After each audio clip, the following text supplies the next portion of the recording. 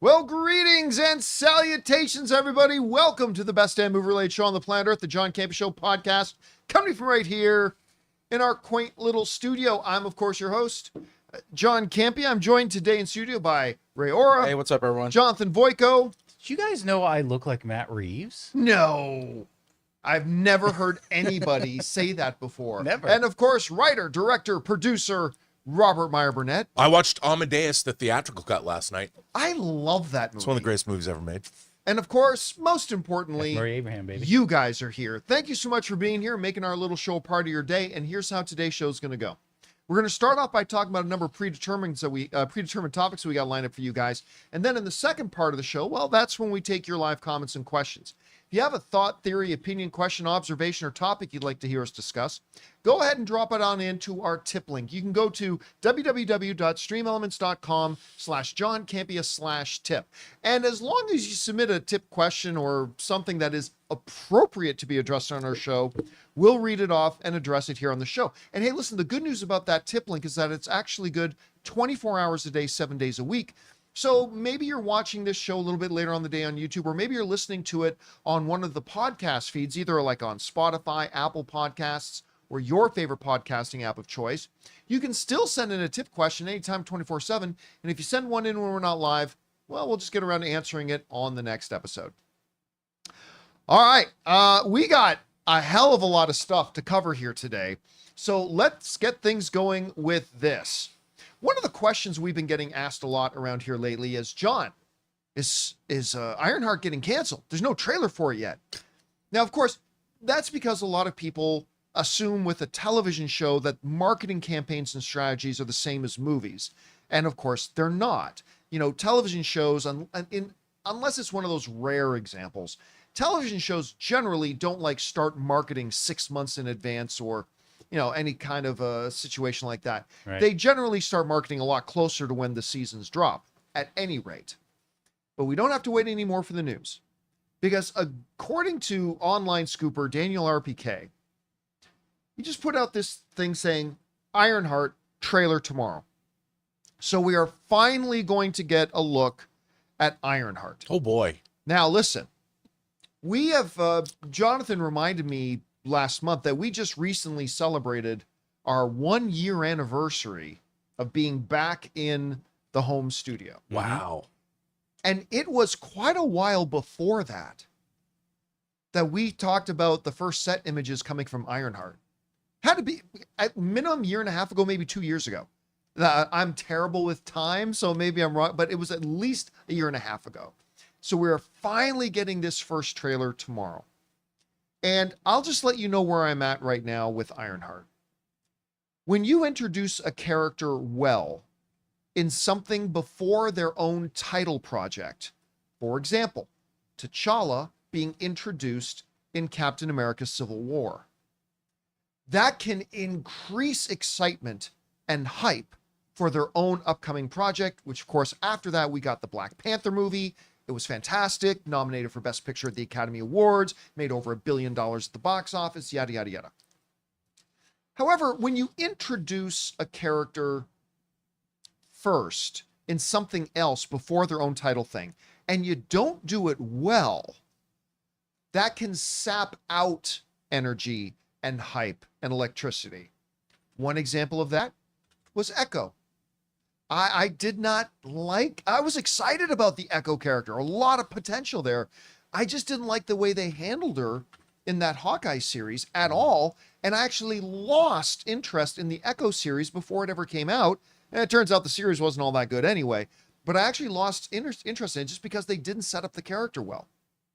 And that, unfortunately, is how I feel about Ironheart. I think Riri Williams is a really interesting character you could do a lot of cool things with. I think bringing her in was overall a good idea. But the way they handled her in Black Panther Wakanda Forever actually made me less interested in an Ironheart series.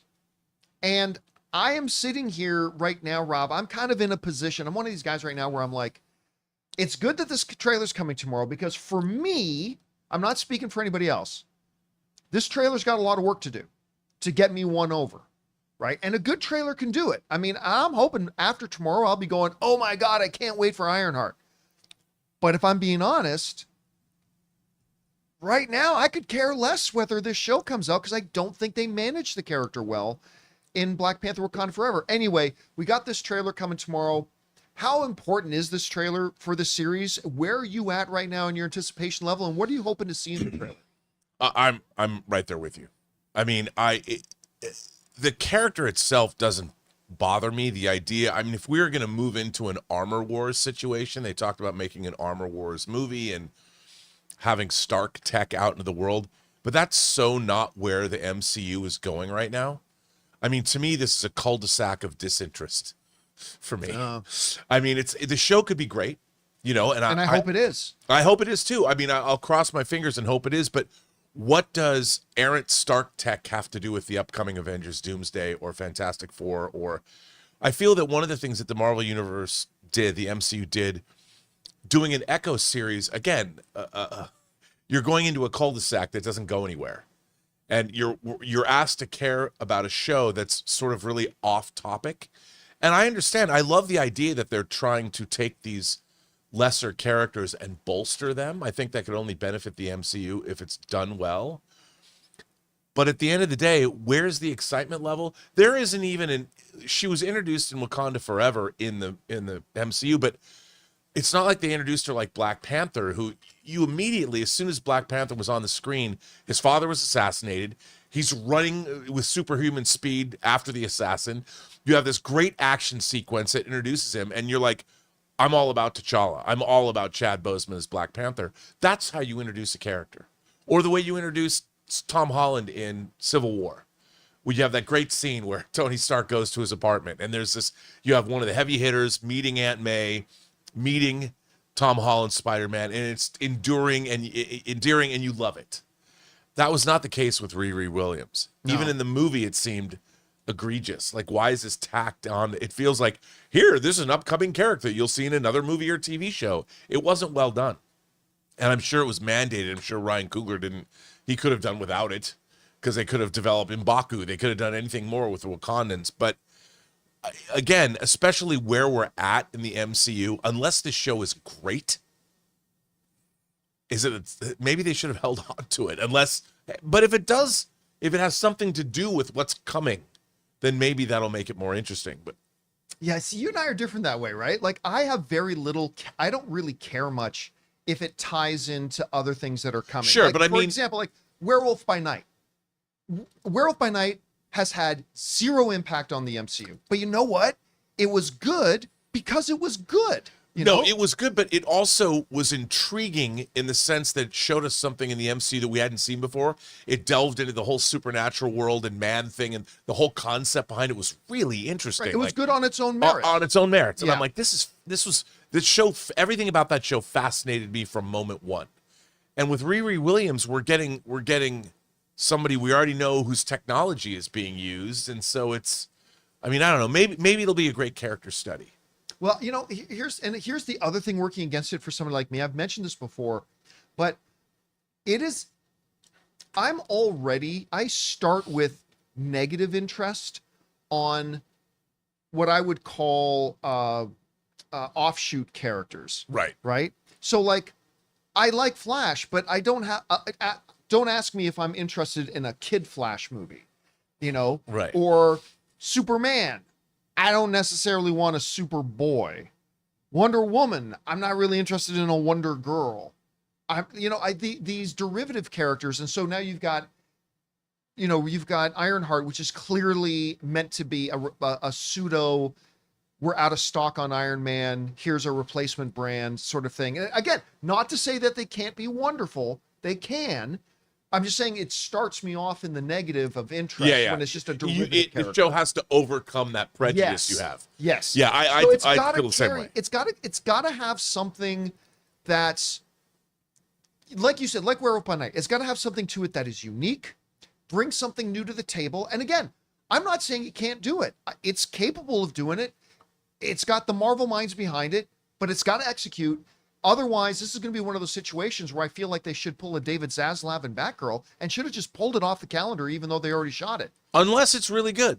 Unless it's really good. Yeah, I mean, and I hope it's good. I go into everything wanting to love it. And there's nothing that says that this can't be great. But it has to overcome my disinterest. It's the cul-de-sac of disinterest. Yeah, because listen, I'm not gonna lie.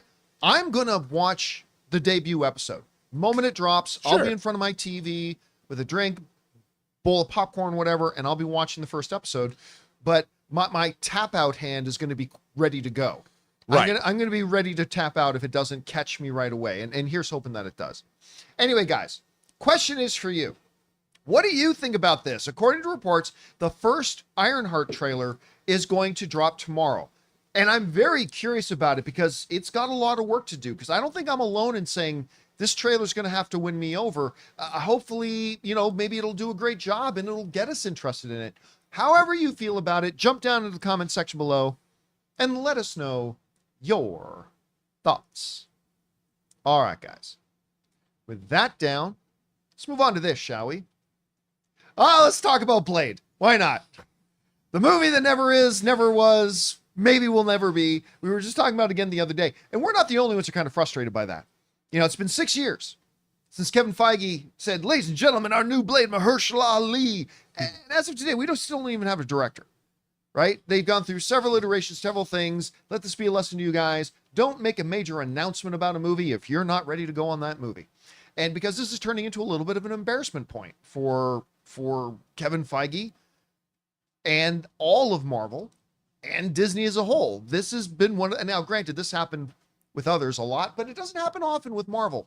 So here's a big thing. But now, the original writer of the Wesley Snipes Blade movies, and who also directed the third one, we won't talk about that, David S. Goyer, is now coming out and saying, hell, I'll write it. What's the problem? This comes to us from the folks over at Joe Blow. He said, talking about Blade, pulling out Blade out of development hell, David Goyer said, give me a call. Asked if he would be interested in writing the screenplay for the reboot. He answered, I would. I've always loved the character and I love him. And I've been sitting on the sideline wondering, what in the world is going on? Why is this taking so long? Because I'm a huge Marvel fan myself and I've just been totally puzzled. All right. Couple of things. Again, a lot of people, this might look like, it isn't, but it may look like on its surface that David S. Goyer is just kind of repeating what a lot of people said was, it's so easy to make a Blade movie. So easy. It's like, tell me you know nothing about how to make films without telling me you know nothing about how to make films. Making any movie is not easy. It's a Herculean task. And to make a good movie is nearly impossible. It's a wonder we get as many good movies as we do. It's not easy. But he does ask the good question. What on earth is the holdup? And I want to propose what the holdup is. All right? Kevin Feige has access to all the talent in the world. He can get a Blade movie made. I don't think there's anybody that doubts that. He can get a Blade movie made. I don't think ultimately the catch is in coming up with a good Blade movie. I think the catch is coming up with how Blade and vampires fit into a Marvel Cinematic Universe. And now, first of all, it's hard enough just cracking the nut of making a good movie. I don't care how easy you think it would be to make a Blade. It's not easy. That's one thing. But then coming up with, how does this fit into our world overall? Like, how does this fit? How do we explain, are vampires new? Have they always been around? Have they not? Rob, you've raised that question before about, this brings up a question, much like mutants. Where the hell have they been this whole time? How does this change our understanding? Are they deviants of, from the Inhumans, not the Inhumans, I'm sorry, from the Eternals thing? Are vampires themselves deviants? Have they been seeded here? About the Celestials? This whole question about how do they fit in, I think probably that has more to do with the delays than anything else. Obviously, I don't know that factually for sure. Now, as far as David Goyer coming in there, by the way, one of the writers of Christopher Nolan's Batman films. You know, everybody always just thinks Christopher Nolan, which is understandable. David Goyer is also credited writer on those movies. He's done some fantastic stuff, done some not so great stuff. So Rob, let me ask you this. Ultimately, what do you think the holdup is here with it? Because there are several points of failure. Let's not pretend like it's just one. But do you see some of the major things holding up Blade at this point? Going to David Goyer's complaints about it. And then theoretically speaking, how would you feel about David Goyer coming back in and just picking up the pen and writing the new Blade film for them? I don't know. How do you see this? Well, we know from Ruth Carter, Academy Award winner, costume designer, she was working on Blade, and she confirmed it was in fact set in the 20s, like this article talked about. And I think that you're right, and we've said this a lot. The one thing about the Werewolf by Night show is that I was interested in it because it delves into the supernatural. Agatha all along, and the whole Darkhold and all that delves into the whole supernatural elements of it, where Mephisto still hasn't showed up, but I'm sure he will. He's been there all along. Right? All along. So when you're dealing with Blade, and from what we've seen, you can't have Blade without other vampires to go get. So it's not just Blade who's a daywalker. You have, Dracula existed in the Marvel universe, the comic universe. In the comics, yeah. And so if you do all of that, suddenly you're saddled with an entire history you have to explain. And you have to explain that within the MCU. The mutants have the same problem. And I would imagine after the end of Secret Wars, when the universe is reset or whatever, the collapse of it all, and there's a new Earth, you have a way to start, which means you can start your history from scratch and add the mutants to it and rebuild that tapestry. But if you haven't, you have to shoehorn that in, and then you have to explain, well, where have vampires been? And the question that I ask, when Thanos snapped his fingers, do they disappear? Are they considered alive? Are humans considered a resource for the vampires? And then how does that all work? Then you have to define life itself. You have to define, how does vampirism work? Like, where did it come from? Is it naturally occurring, or is it supernaturally based? Like they've done the same kind of thing with zombies. You can have cordyceps, like on Last of Us, that's a naturally occurring, or you can have Venus radiation in Night of the Living Dead from a satellite revive the dead. Or you have to, and if you do that, then with the Marvel Cinematic, there's already 36 Marvel Cinematic Universe movies. How do you then go back and see that idea and say it works? I think that's the problem. I think it's like, well, I don't know. I have no idea. If you were to ask me now maybe David Goyer has a way. He's written a lot of genre stuff, and he has written, like, I think he could probably write, because didn't he worked on the first Blade movie too? He worked on all three of them. Oh yeah, yeah. He So, directed the third one. And you've got like Guillermo del Toro's Nomak and all that. That was all cool stuff. But how do you make that work? And I don't know the answer. I'm pretty good at trying to like shoehorn interesting ideas into my own head canon. I can't figure out a way to make vampires viable in the MCU now, because it's not like in the Blade movie there were no other superheroes. Like, I could believe in the world you get one ask, like superheroes exist, the universe, but vampires are a big ask. Like there's, and not only it's not just vampires, it's the whole secret society of vampires that have been here forever. And then how do they come from? Where do they come from? Where have they been? Why doesn't anybody know about them? With all the secret societies, did S.H.I.E.L.D. know that there was vampires? Like, wouldn't they know? That could give you your story hook, because I could see a scene where Mahershala Ali is talking to Ms. Marvel or Vision or something and saying, you want us about, like, where they've been? He goes, like, the whole reason while you clowns have been dancing around, like, handling aliens and whatever, I'm the one who's been keeping the world safe for the last 100 years, or something like that. There's your story. I'm in. Like, it's because the vampires don't want people to know that they're there, because then their food supply would be less easy to get to. So yeah, you could do something like that. All right, guys, the question is for you. What do you think about this? Even David S. Goyer, the writer of the original Blade films, is now saying, what is the holdup? And give me a call. I'll do it. What do you think the holdup is? But more importantly to this conversation, what would you think theoretically of David S. Goyer coming in and just writing the script for it? Whatever you guys think, jump down to the comment section below and let us know your thoughts. All right, guys. Let's move on to this. look, should it have won any Oscars? No. Any Pulitzer Prizes or be entered into the Library of Congress Film Division? No. But I like Godzilla X Kong. Whatever the name of the last one was. Godzilla X Kong. The New Empire. The New Empire, right? Because in it, we had a moment where I got to watch a kaiju literally suplex another kaiju. I mean, it was a ridiculous movie that I just had a lot of fun with, and I make no apologies for it. So I am excited today that they have announced that the new Godzilla X Kong movie is already in production. I mean, we've known that for a little bit. It's in production now. And they dropped a new little teaser for a very, very, very subtle tease of it saying, hey, listen, if you've had any kaiju sightings, call 240 Monarch. I haven't called the number.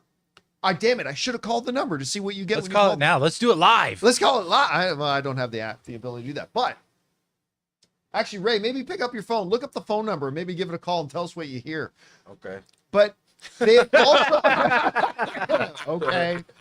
Sure, if that blows wind up your skirt, go for it. What's the phone number? I don't know. Look it up. It's on Oh. the teaser trailer. Okay. Look, it's in the teaser. I think it's Gotcha. 240 Monarch. We got this. I think so. Anyway, but we've got a new title for it. Muted. Yeah. Yeah, it's 240 Monarch. So 240 Monarch. But the name of the movie is called Godzilla X Kong Supernova. So what does that mean? I have no idea. Are they saying that there is a giant sun kaiju that somebody's trying to awaken and will make the sun go supernova? Or is it just an exaggerated term? I don't know, Rob. But the main thing here is they are currently in production of Godzilla X Kong. What do you think about that? You think it's the right move for them to continue on with the Godzilla X Kong films? And more importantly to this, what do you think about the title Supernova? Wait. Uh-oh. What do we got? Here we go. Hopefully people can hear this. I don't think we're going to be able to hear it. Oh, it's just like a. I can't hear Why it did at you put all. on speakerphone? Yeah, it is. I hear nothing. No, Oh, I hear nothing. You must Yeah. have hung up. it's a little message. It does answer. It's a automated message. He says, "Welcome to the Monarch something services." Hotline? It just keeps repeating. Oh, okay. So nothing important yet. Anyway, Rob. Here's the thing. One of my favorite of the original Showa era Godzilla movies is Godzilla versus the Astro Monster, aka Godzilla versus Monster Zero. When, of course, Nick Adams lands on Planet X and meets the aliens from Planet X, and they've got a King Ghidorah problem, and they ask to borrow Rodan and Godzilla to fight King Ghidorah. But really, it's just a ruse so they can get all three monsters to attack Earth. Planet X has got to be in Supernova. It's time. Really? I don't care about going on. I want aliens, You dude. think you're going to bring aliens I into want this? those black and silver outfits. I want the thin sunglasses. I want hot Japanese girls who are aliens, because all aliens are Japanese in the Toho universe.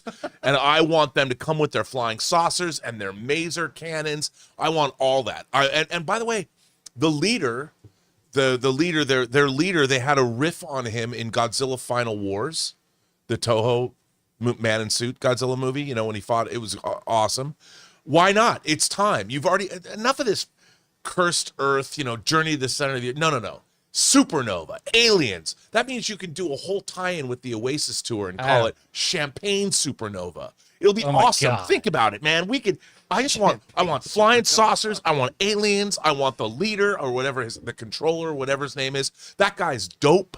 I mean, when he shows up on screen, we need extraterrestrials. Seems really It's time. Seems And- unrealistic. Yeah. Aliens? That's unrealistic. Enough. How could that ever happen in a world time. such as this? It's called Supernova. Aliens come to destroy the sun. In a world such as this, with another is dimension canonical below Godzilla. the ground. This is canonical. You can even add. You could bring in the Mysterons. I mean, the Mysterians. The I was gonna say Mysterons. Mysterians. The Mysterons are Jerry Anderson. Bring them in. It's time. Aliens. That's what we want. This is canonical Godzilla history. It's called Supernova for a reason. And then It's not called the New Empire, the Cursed Earth, or Jules Verne Godzilla. Aliens, flying saucers, Jules dude. Verne That's what we Godzilla. want. That's what every Godzilla fan wants. I'm not so sure I want that. Monday, Yes, you do. remember, Rob? This is Yes, Rob's you do. Monday. I want Ghidorah is like earthbound. Look, King of the Monsters is my favorite of their. Everyone's that movie sucked. It did not suck. I like King of the Monsters. Ruled. Mike Doherty knew what was up, and you know what? If Mike Doherty made another Godzilla movie, he would have brought aliens down. He would have brought the aliens from Planet X. I like King of the Monsters. So Rob thinks Supernova means Aliens. aliens. I mean, listen, in his defense, He is crazy. how much more can you do? Right? I mean, you've had them fight Mecha Godzilla. We've had the king orangutan of them fighting them with all sorts of magical thing. I mean, maybe it is time to bring in aliens. Guys, question is for you. What do you think about this? Godzilla X Kong in production right now. You can call the Monarch hotline if you so wish. And we've got a title, Godzilla X Kong Supernova. Do you like it? Not like it? Do you think that means we're actually going to be facing Godzilla and Kong hoarding off the alien hordes coming down? Whatever you guys think, jump down to the comment section below and let us know your thoughts. All right, guys. With that down, let's go to this, shall we? Well, it was a rather, as a lot of people expected, a little bit of a sleepy weekend at the box office this weekend.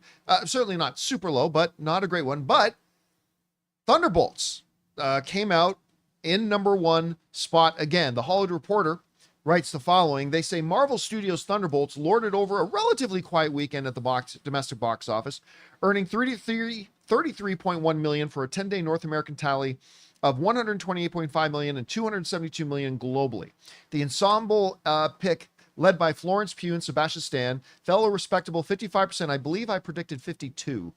55% from its opening weekend, compared to an average decline of 57% for a title in the Marvel Cinematic Universe, and far less than the more recent MCU films. Earlier this year, Captain America: Brave New World stumbled more than 65%. All right, so if we go over and take a look at the box office this weekend, see, Thunderbolts came in #1, $33 million. Again, 10 days at 270 something.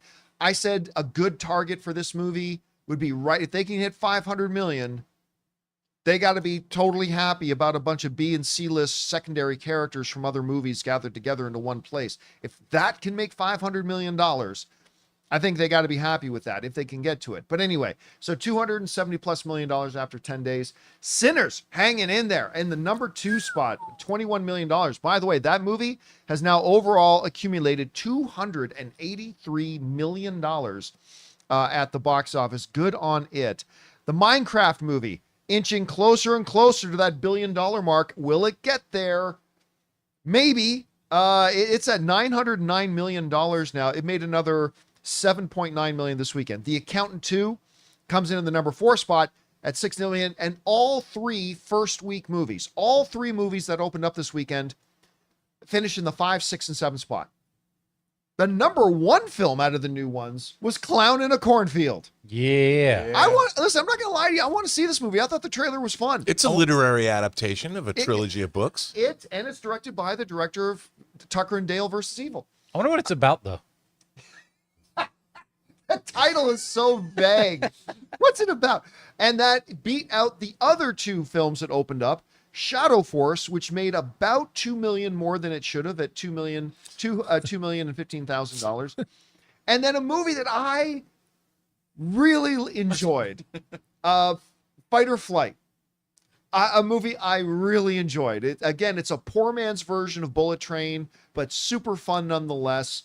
Guys, if you're just looking for a fun little film to go and see, go check out Fight or Flight. Anyway, so Thunderbolts takes a 55% drop. Again, that's right around where I said 52, 55, B level.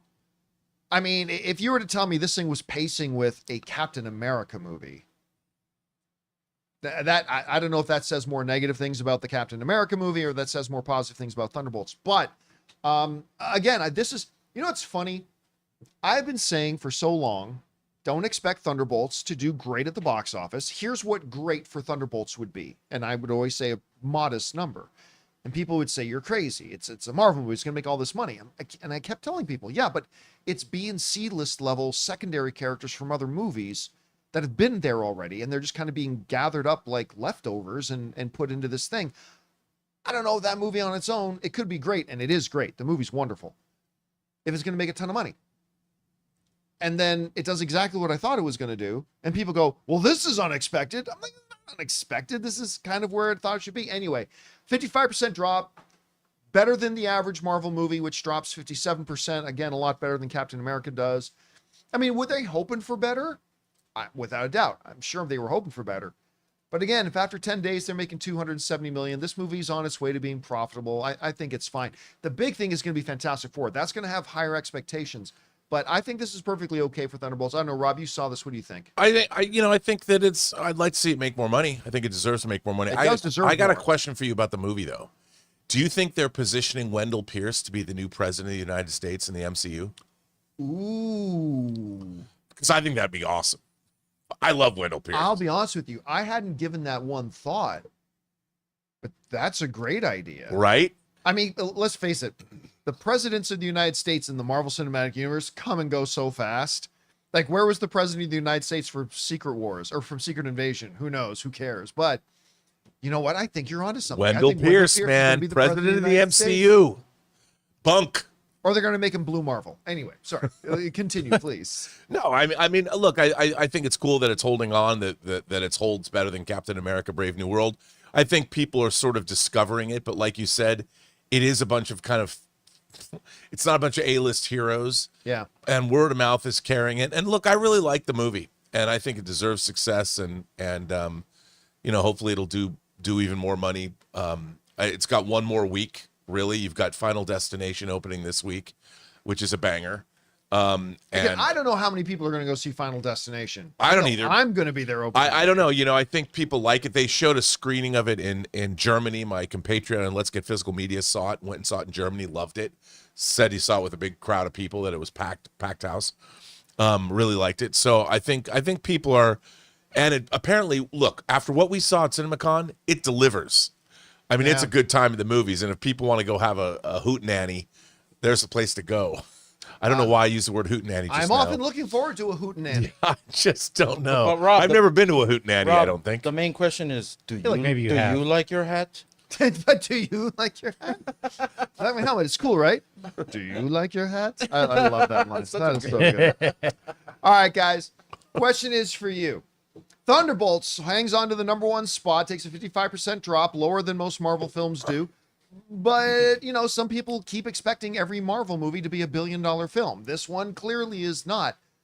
But I'll tell you what, it's Marvel absolutely getting back to what made their films great before. And you should check it out if you haven't had a chance to see it yet. Whatever you guys think about that, jump down to the comment section below and let us know your thoughts. All right. With that down, let's move on to this, shall we?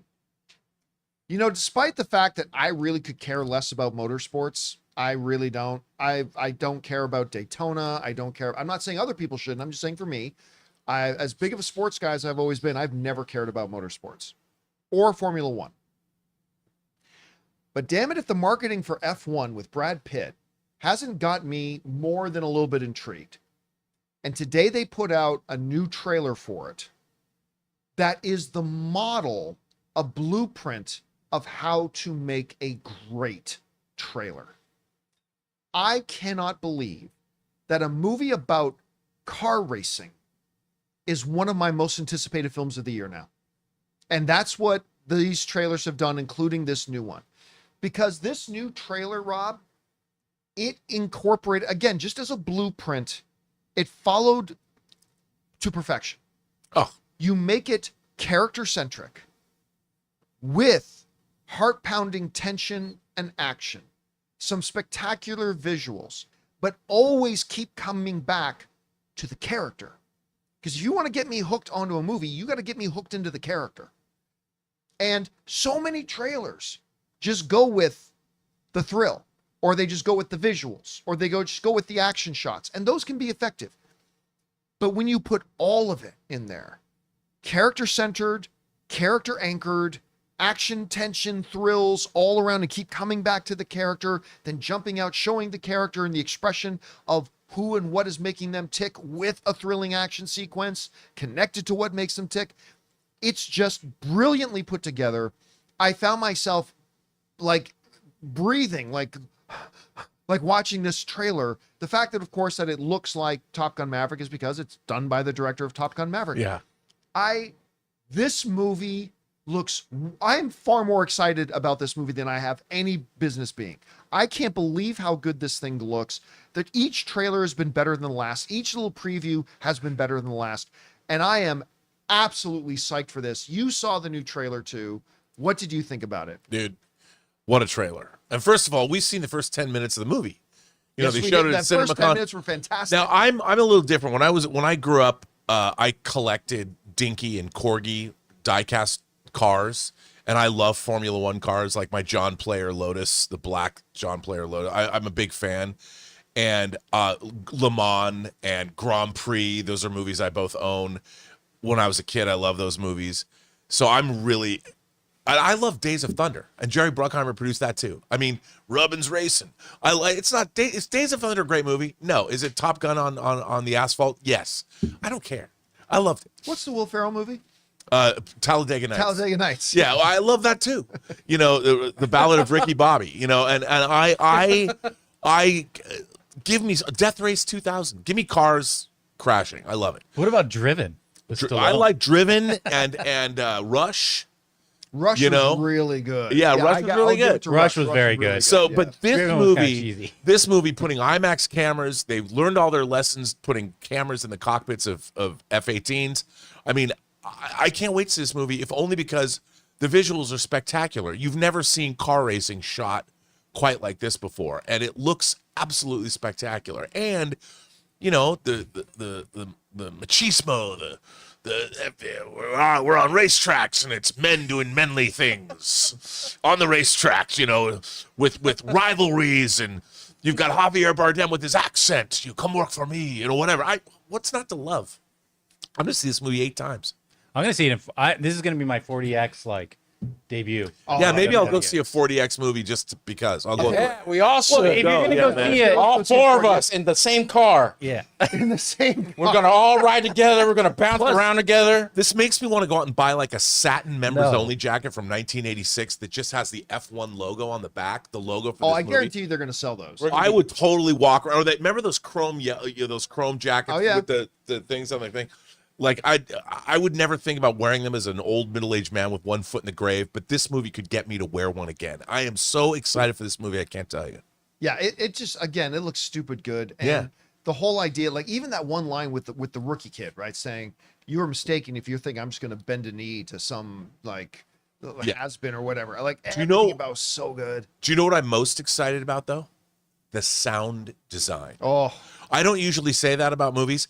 I'm expecting to go see this in an IMAX theater, maybe go to the Hollywood, Universal, go to the Chinese, whatever. And I want the bass to rattle my teeth out of my skull. That's know what I what? want. so funny enough, you know what I think? Speaking of this, because it's connected. You know what I personally think is the greatest sound design sequence in film history? The pod race scene in The Phantom Menace. Oh. Great movie. A Great movie freaking I- movie. Despicably hate. But I can watch the pod race. And then, oh, there goes Quad De Niro. Like, other than Dude, those guys, justice for Ben Quadneros. like, Justice. except for those guys, the sound design in racing gives a great sound designer like a platform. Like if you listen, just sit and just close your eyes and listen to the It's pod awesome. racing. It's great. If they can bring that into the racing intensity of like F1 and they can nail the sound design, it makes it so immersive. I don't care what universe you're in. That's gotta hurt. Oh, I can't. I expect that. Look, this has got to. F1's going to win the Academy Award for sound design. There's no Dune movie coming out this year. It's going to win. I can't wait. I expect to come in here with just gums in my mouth. I just gotta add, yes, she is an angel. Are you an angel? Oh my god. That's so wizard, Annie. The most important question in most- Star the Wars most here. important question. Is she an angel? Yes, she is, Annie. all right, guys. Are you question gonna have is my for baby you. someday? What do you think about the new trailer for F1? I'm telling you what, I can't believe how excited. I don't even care about auto racing, and I think this movie looks awesome. I cannot wait. Guys, question is for you. What do you think about the new trailer for F1? Listen, I think this thing's got to shoot right near the top of most anticipated films of the year. Whatever you guys think about it, jump down to the comment section below and let us know your thoughts. All right, guys. With that down, let's move on to this, shall we? A headline in the major entertainment trade Deadline reads the following: YouTube takes further action against fake movie trailer channels after Deadline investigation. All right. Before we get into the details of their article, as a YouTube fan, like as somebody who's on YouTube all the day, like if you go into my living room, my TV, the channel that is on more than anything else is not Netflix, it's not Hulu, it's YouTube. I love watching YouTube and stuff like that. And forget as a YouTuber, as a YouTube viewer, one of the most frustrating, annoying things in the world to me are like fake trailers and totally made up, not a real thing headlines.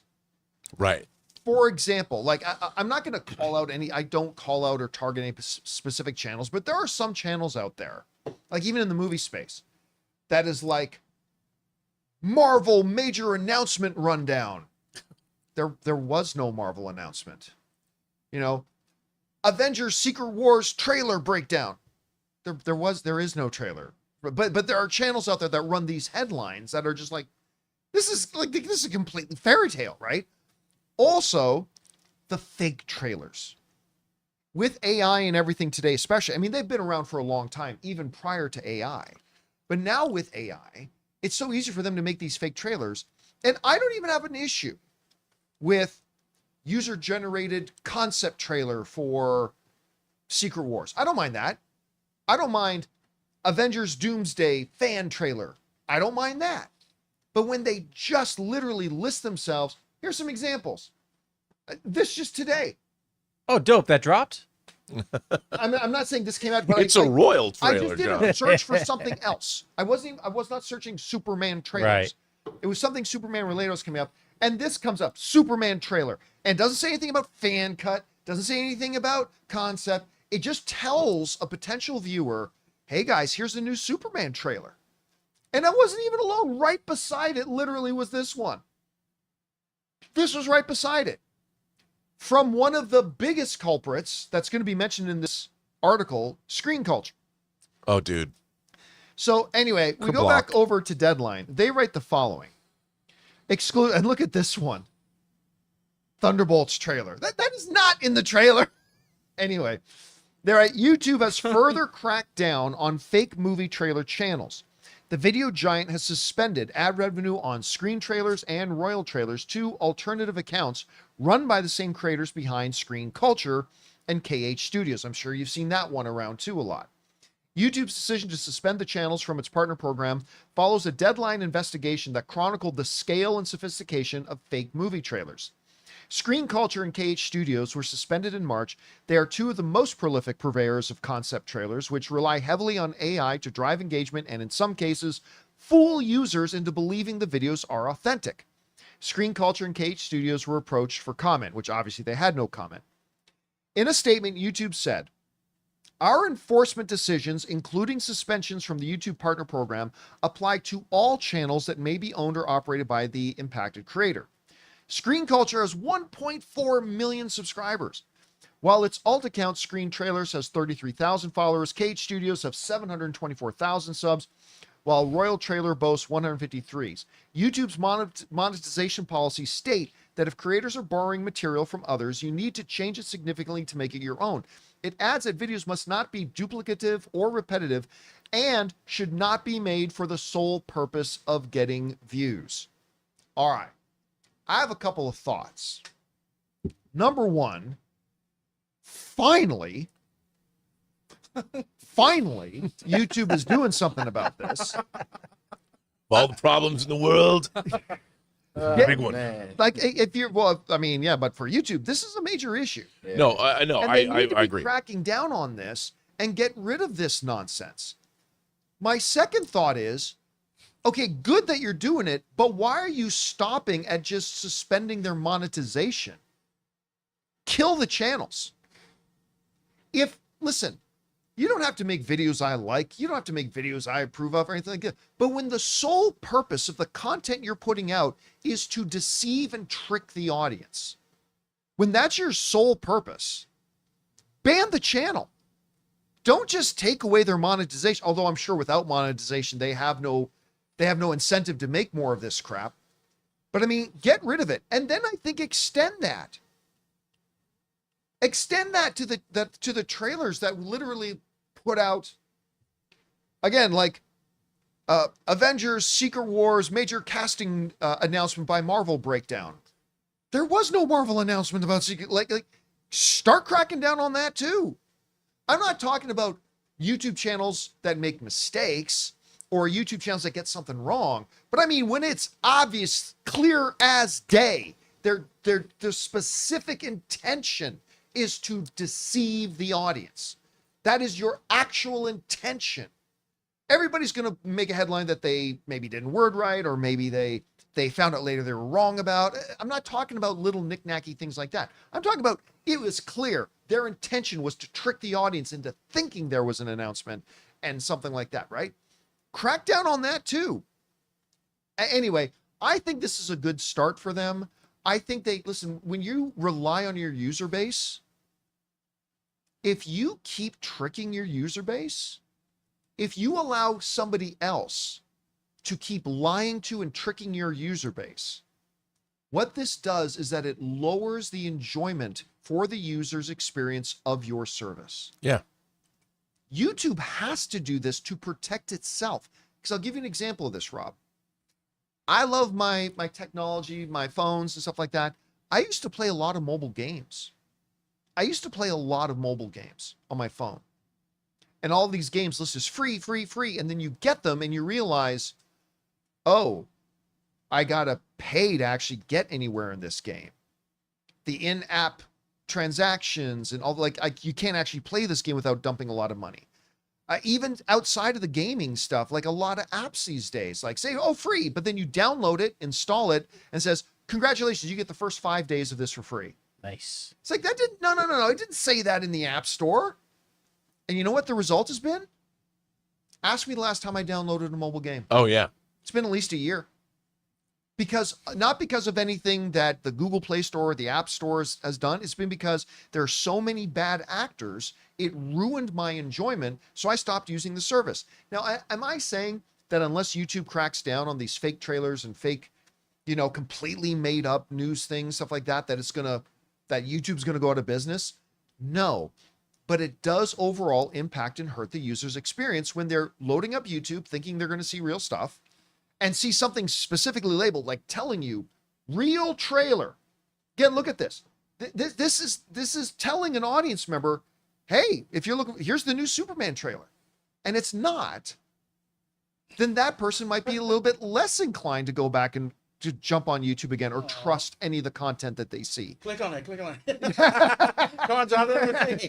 YouTube has to crack down on this. Anyway, Rob, you saw this story. What are your thoughts on it? Thank God. The only ones I don't want them to crack down on are like the 50s, the AI generated 1950s trailers for like Star Wars and Dune. I like those. Well, I think those should die a horrible death as well. But at least those, it's clear to the audience. They're clear what they are. Not a real thing. No. They make that clear. Totally, right? totally.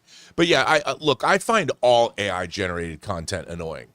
I'm tired of hearing AI voices. I'm tired of hearing AI edits. It's annoying. And I understand that it's all engagement farming, which I get, but it really does. It diminishes your whole.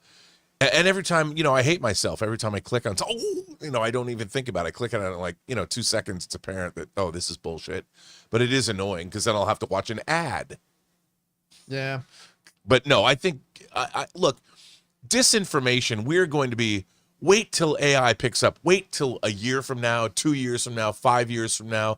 There's going to be people that believe in entirely AI-generated fake histories. Yeah. They're not going to, the reality of whatever's going on, people aren't even, they're going to live in their own reality that's made up. So the more we crack down on it now, the better off we are. So yeah, bring it on. Completely agree. Anyway, and obviously this is something that has even more far-reaching implications, but we're just talking about within the realm of movies and movie fandom and stuff like that. Anyway, guys, question is for you.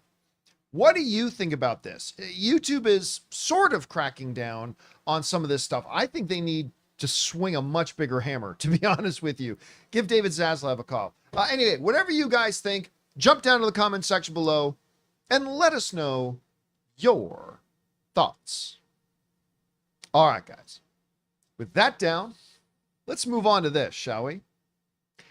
Most of you guys know there is a live-action He-Man movie coming, shooting as we speak. Actually, they might have even wrapped production recently, if I heard right. I might be wrong about that part, but at the very minimum, it's in production, maybe getting close to finishing production, and it's coming. Now, at CinemaCon, they showed us some never-before-seen concept art of the characters that are going to be in the movie, beside an original animated look of those characters, beside what the actual characters look like. And look, I don't know if the movie's going to be good or not. I have no idea. I have some hope for it because Travis Knight, the director of Kubo and the Two Strings and Bumblebee, have directed, which is still the best Transformers movie, is directing it. So I have some hope for it. But whether it's good or not, the one thing nobody's going to be able to dispute is, my God, they're making the characters look like they look like in the 80s cartoon. Now, whether that's a good thing or a bad thing is going to be up for everybody to discuss, but they are absolutely making them look the way they look in the cartoon. I don't necessarily think that's an important thing, but to some people it is. And now we get our first look at Camila Mendes from Riverdale, who's of course playing Teela in her Teela outfit on set, running around with Nicholas Galantine. I don't know, however you pronounce his name. Galentine's Day. That's who he's going to be to me. He's Galentine's Day. Walking around as Adam. We see a bunch of shots of her running around in action. Again, we'll go back to the bigger images there on top. But you got one of those images of the original Teela look? And go from that back to the a little, no, I was going to say a little less skin, not a lot less skin. It's more reminiscent of like the Netflix Teela It's pretty design. close, though. Design. Right. You're right. It is close. It's a mismatch of both. I actually like what I'm seeing right They now. even got the collar going. They just got to do a little bit more on the coloring, or like the footage where it doesn't look like a cosplay. Now, of course, Camilla's costume doesn't have the boob horns that are on the. So this is the Netflix version. Right. So it looks like an amalgamation of the two.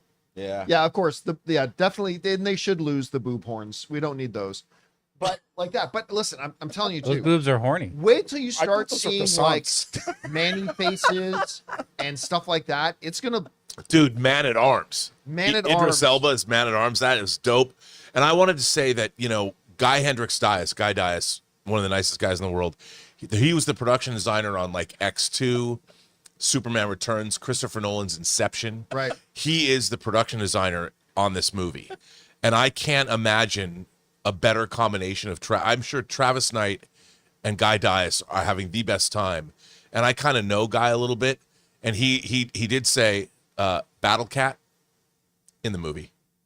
Battle Cat's in Battle there. Cat's in the movie. Heck yeah. And so I think, and you see a lot of that behind the scenes, they haven't released it, but that behind the scenes video they showed us look, who cares about a Masters of the Universe movie?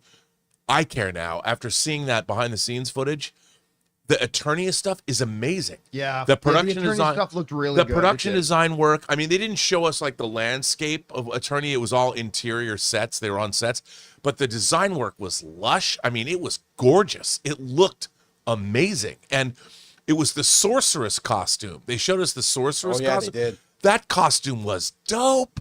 I mean, it looked right out of the, and look, I was a little old for He-Man, but I did, the toys were cool. I mean, I know the toys and I just thought the imagery look, as a fantasy film fan, something that I thought was whatever, that's for the people that are fans.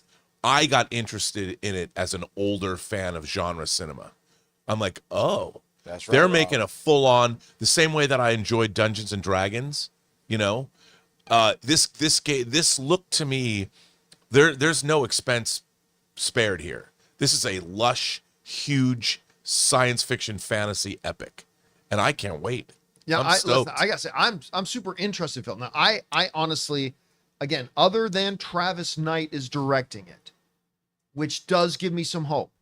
I really have no idea if this movie's going to be any good or not, but it is looking pretty interesting. I think though that Travis Knight, based on something like Kubo and the Two Strings and Bumblebee, I don't think there's a better director who has the proper sensibility that understands what the concept was from the beginning, and then also how to make it into a movie that's palatable for an audience that is not just kids. I think he's going to really make a really fun, epic fantasy film that has more along. I don't want to say Dungeons and Dragons because it didn't make money, but if you get something like that's the sensibility that he showed us in Bumblebee, right? Add that to fantasy, epic fantasy, and I think that's what we're going to get. And I'm excited for it, dude. And despite if you liked what you've seen or not, like Travis Knight seems to have like that little bit of love and care into this property, like he did with the Bumblebee movie. You could see that he knew a little bit more about the property or cared a little bit more about the property than any regular director would taking on a franchise. Well, he actually gave heart to it. There was actual heart in that. He's not some director for hire. Right. He's injecting. He's the kind of guy you want to direct these IPs because he's going to take it and go, you know what? This isn't just an assignment. You know, he hasn't directed a lot of feature films. He's directed is this his second live action feature?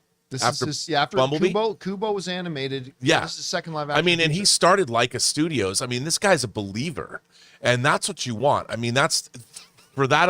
And so is Guy Dias, by the way, production designer. Believers, man. These are guys that are going to inject everything with thought. I'm excited for this movie. Yeah, me too. All right, guys. Question is for you. What do you think about this? We got our first look at Teela in the upcoming He-Man movie. Listen, the designs are going to be great. I don't know if the movie's going to be, but the designs are probably going to be great. I like the look of it. Whatever you guys think, jump down to the comment section below and let us know your thoughts. All right, guys. That down. Let's move on to this, shall we? I believe it was on Thursday's show last week. Somebody wrote in and said, when are we getting the next Superman trailer? And I said, you know what? Nobody's giving me any calls, but I believe by next Thursday, we will have a new Superman trailer. Well, I was off by one. Well, I was right. By next Thursday, we're going to have it. Because according to social media posts by James Gunn himself, we are indeed getting a Superman trailer, what they're calling the first full trailer. It's really trailer number 2, but this is the second trailer today in today's movie-going culture. Story trailer. That's when you start getting the story aspects. That's when you get the first trailer. There's usually not a lot of dialogue. It's just to kind of give you visuals, a sense of the film. It's usually the second trailer these days. That's the real one that gives you the meat. And according to this, we're getting it on Wednesday. The new Superman trailer is coming on Wednesday. And there were a couple things in there, including this big billboard in New York City, in Times Square. This Superman thing came up saying, new trailer on Wednesday. And then, of course, James Gunn himself saying, I've been waiting for so long to share this with you. New Superman trailer Wednesday morning. It's coming out at 9 a.m. Pacific Standard Time, Wednesday morning. So Wednesday show, we're going to be talking a lot about that Superman trailer. And this kind of goes hand in hand with this thing. I got this text message from Rob yesterday. Showing there's a new Milk-Bone commercial that's out. And it completely features Crypto. Look, I love this shot, by the way. I love the Superman waking up. And there's Crypto. Crypto's so good. I also love like he's jumping up and down and playing with Mr. Terrific. Oh my God, I love that so much. I don't know. I admit it's called the Good Boy campaign. I admit when we first found out Crypto was going to be in the new Superman movie, I was, but why though? I understand he's in the comics. I get that, but not everything that's in the comics should necessarily be brought into a movie. And I admit I was a little trepidatious about, even though I'm a dog guy, bringing Crypto in. Then the first trailer came and I was like, no, okay, I'm on board. And then after watching this little Good Boy, and you know what? I think they put a lot of that footage in the Good Boy trailer because I bet it's going to be in the full trailer. Sure. That comes out. So, and I don't think there's going to be much crypto in the full trailer. I think everything we just saw in there is probably the totality of crypto in the new trailer. I think we're probably going to get like 5 seconds of crypto in the new trailer, because I honestly don't think crypto is going to be in a lot of the movie. I really don't. But Rob, we now know this full trailer's coming Wednesday. James Gunn's announced it himself. We're getting it Wednesday morning. Number one, what are you expecting out of this trailer? Number two, we knew how important the first trailer was because, you know, not a lot of people were talking about the new Superman movie. That trailer drops, and all of a sudden IMDb and Fandango both show that it became all of a sudden the #1 most anticipated film of the year for a lot of people. What are you expecting out of it? What do you hope to see? And what did you think about the footage we saw in that Good Boy commercial? You don't know the power of the dog side. People are complaining about, I don't know why. You know, Otto Binder and Kurt Swan created crypto in the 50s. They took him out of continuity during the Crisis on Infinite Earths, and I'm glad he's back, damn it. But here's the thing. What I think we don't have, I mean, we got a little bit of it. We at CinemaCon, we saw more scenes in the Fortress of Solitude than they showed in that preview. I think what they need to really tell the world is, what is the feel of this movie? It seems, I mean, they've leaned into the crypto part of it. What we need is to get a sense of what kind of a metropolis is it? Yeah. What kind of characters are these? What does Lex Luthor sound like when he talks? You know, I want to hear Superman interact with Lois. We want to get a sense of who these characters are, and the fact that we want to go spend time with them. And the fact that these characters are like, look, I understand the slavish devotion a small group of fandom has for the Snyderverse. You and I, we love Man of Steel. It's, I think, the most underrated superhero film of all time. Yeah, and those characters are more godlike. You know, they're more like, I would say, they're metal. But these characters, I bet, are going to be far more grounded and more. They live in a more fantastical universe, so their outlook on life is going to be a little different. And I that's what I want. I want a sense of the tone of this movie. What can we expect out of this? And I think at the end of this trailer, what I want is a big smile on my face. That's what I want from this trailer. I don't want to go, oh my God, that's so cool. I want to be beaming from ear to ear with a big smile on my face, thinking, I can't wait to see this movie. You know, one of the big criticisms coming out of the DCEU, and listen, despite the fact that there were only 2 DCU films that I didn't like only 2.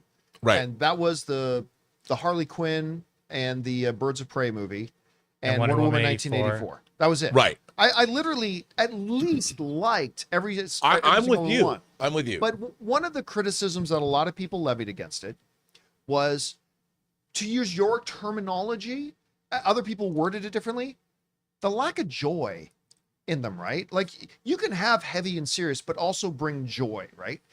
And I think that's one of the things that a lot of people have been missing. And I think James Gunn said that was going to be one of the priorities is bringing joy back to these characters. You can have massive consequences. You can have massive stakes. You can have all of that and still bring in the idea of joy and fun and all that kind of stuff. I'll tell you the number one thing I'm looking forward that I want out of this trailer. Story. I want to know what's the story. Yeah, that's it. That's it. Tell me what this movie is about. The first trailer didn't do it, and that's fine. I don't expect first trailers to do that. I never do. But this is the second trailer now. We're now 2 months away from this movie coming out. This is where I want them to introduce to me a general idea about what the story of the movie is. And if it delivers that to me and they are able to make it still seem interesting and fun, then I'm going to be very happy. You know, it's funny. I was thinking about the other day, I was talking with a friend of mine, and I said, I want James Gunn to Phil Alden Robinson this. And he said, well, what do you mean by that? And I go, I just watched Sneakers, the movie Sneakers. Oh my God, so good. So Phil, such a great movie. So Phil Alden, you got to go with me on this one. Phil Alden Robinson made Field of Dreams, and he made Sneakers. Is Sneakers the animated film? No, it's the one with Robert Redford. And one's kind of a spy thriller, and one is a total fantasy. But they both are serious and yet wildly entertaining, and there's good humor in both of those movies. Yes, there are. And there's real heart and emotion, especially in Field of Dreams. But if you think about Field of Dreams is this crazy, fantastical thing. There's ghosts on things. They go back in time. There's all meeting they meet Burt Lancaster as old man, and then, you know, as a kid, and they play it totally straight. And with Sneakers, it's kind of this, they've got all this computer technology. It's a little dated. And I'm like, I want the Phil Alden Robinson Superman movie that combines Field of Dreams and Sneakers into whatever that superhero version of that is. Both with James Earl Jones, by the way. Yeah, there you go. That's true. And my friend's like, you know what? I never would have thought to put it that way, but now that you've explained it to me, okay. And I think what people don't understand is Field of Dreams takes wild, fantastical elements, but completely grounds them. You believe it. Yeah. You believe, and when you think about it, time travel, ghosts, there's a voice, you never know where the voice came from. Is it God? We don't know, but you just go with it. And you love it. And I love both of those movies. And Sneakers just recently came out on 4K, which is why I watch it. And I'm like, that's what I want from this movie. I want that kind of fantasticalness that is grounded with real human emotion and character pathos. That's what I want. And if they give it to me, because, you know, the Snyder Cut gives you that epic fantasy, Sturm und Drang, you know, Wagner-esque. But I don't want that. I want the Field of Dreams version of Superman. So, I know it's funny. give it to me. I don't know why, but watching the Peacekeeper trailer made me actually even more excited for the Superman trailer. Yeah. I mean, Yeah. simply because of seeing Guy Gardner and Hawk Girl in there. It's like, because in that, like, these are Justice League members, and they just felt like normal people, the ground, the mundane within the fantastical, you know what I mean? And I hope it brings that as well. Give us story, give us that feel, and give us Superman. I will say this. I'm excited. Yeah. I am excited about this movie, no matter what it is. This movie, I'm an easy lay for this film. I hope it's great.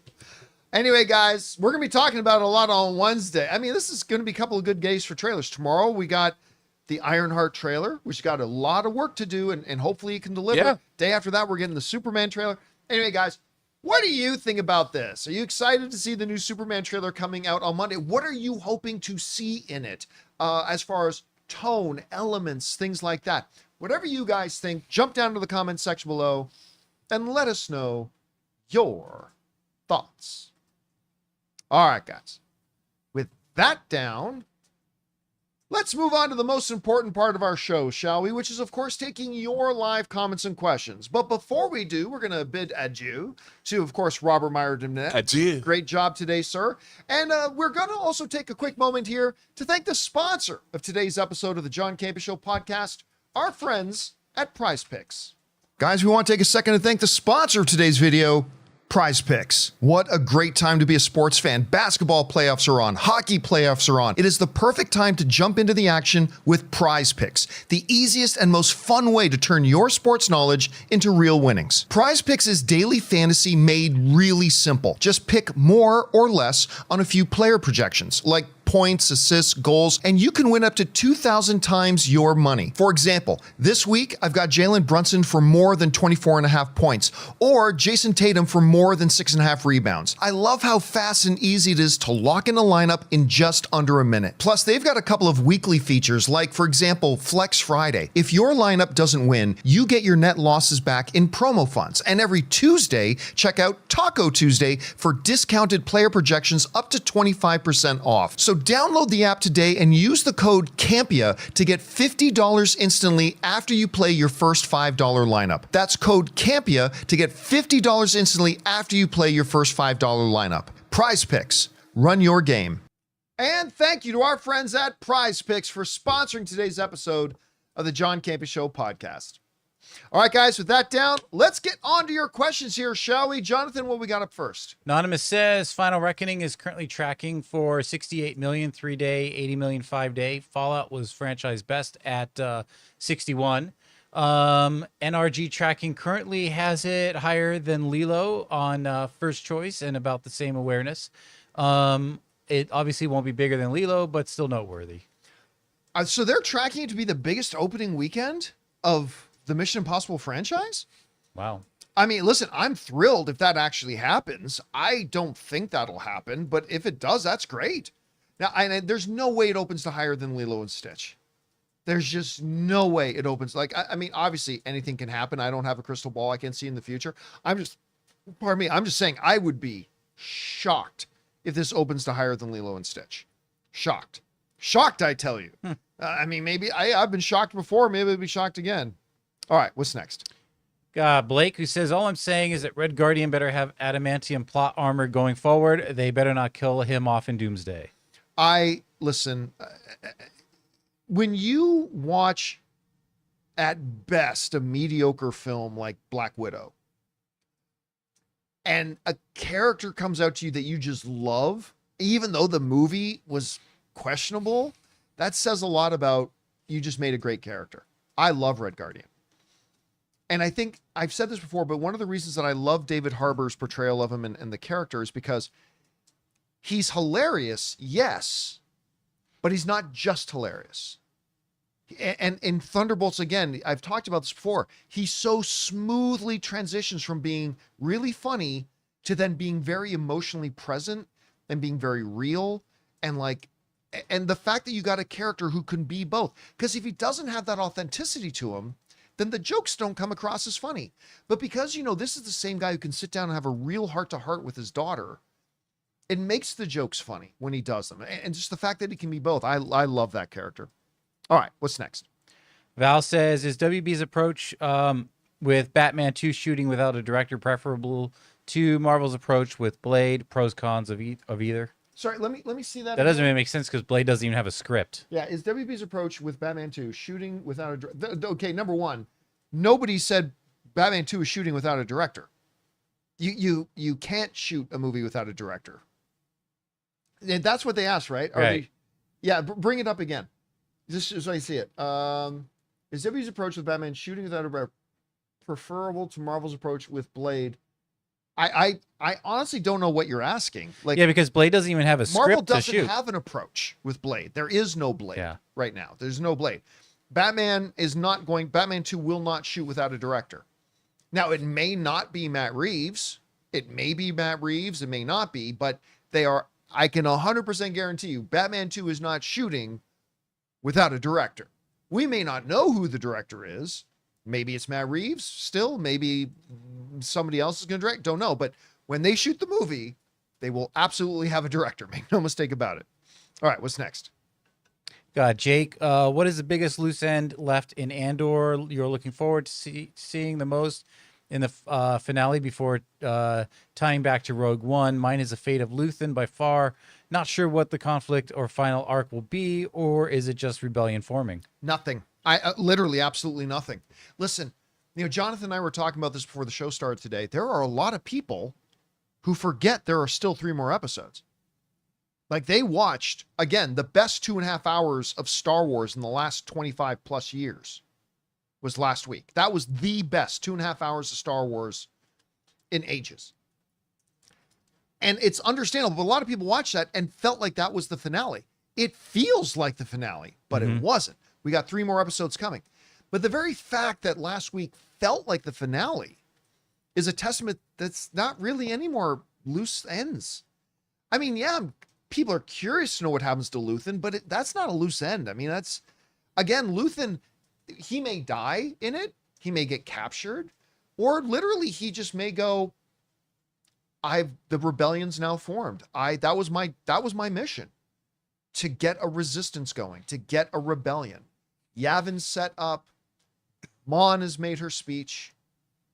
There's nothing. I have no more function here. And he just may hop in his ship and go off to a far corner of the galaxy and just let the rest of it play out.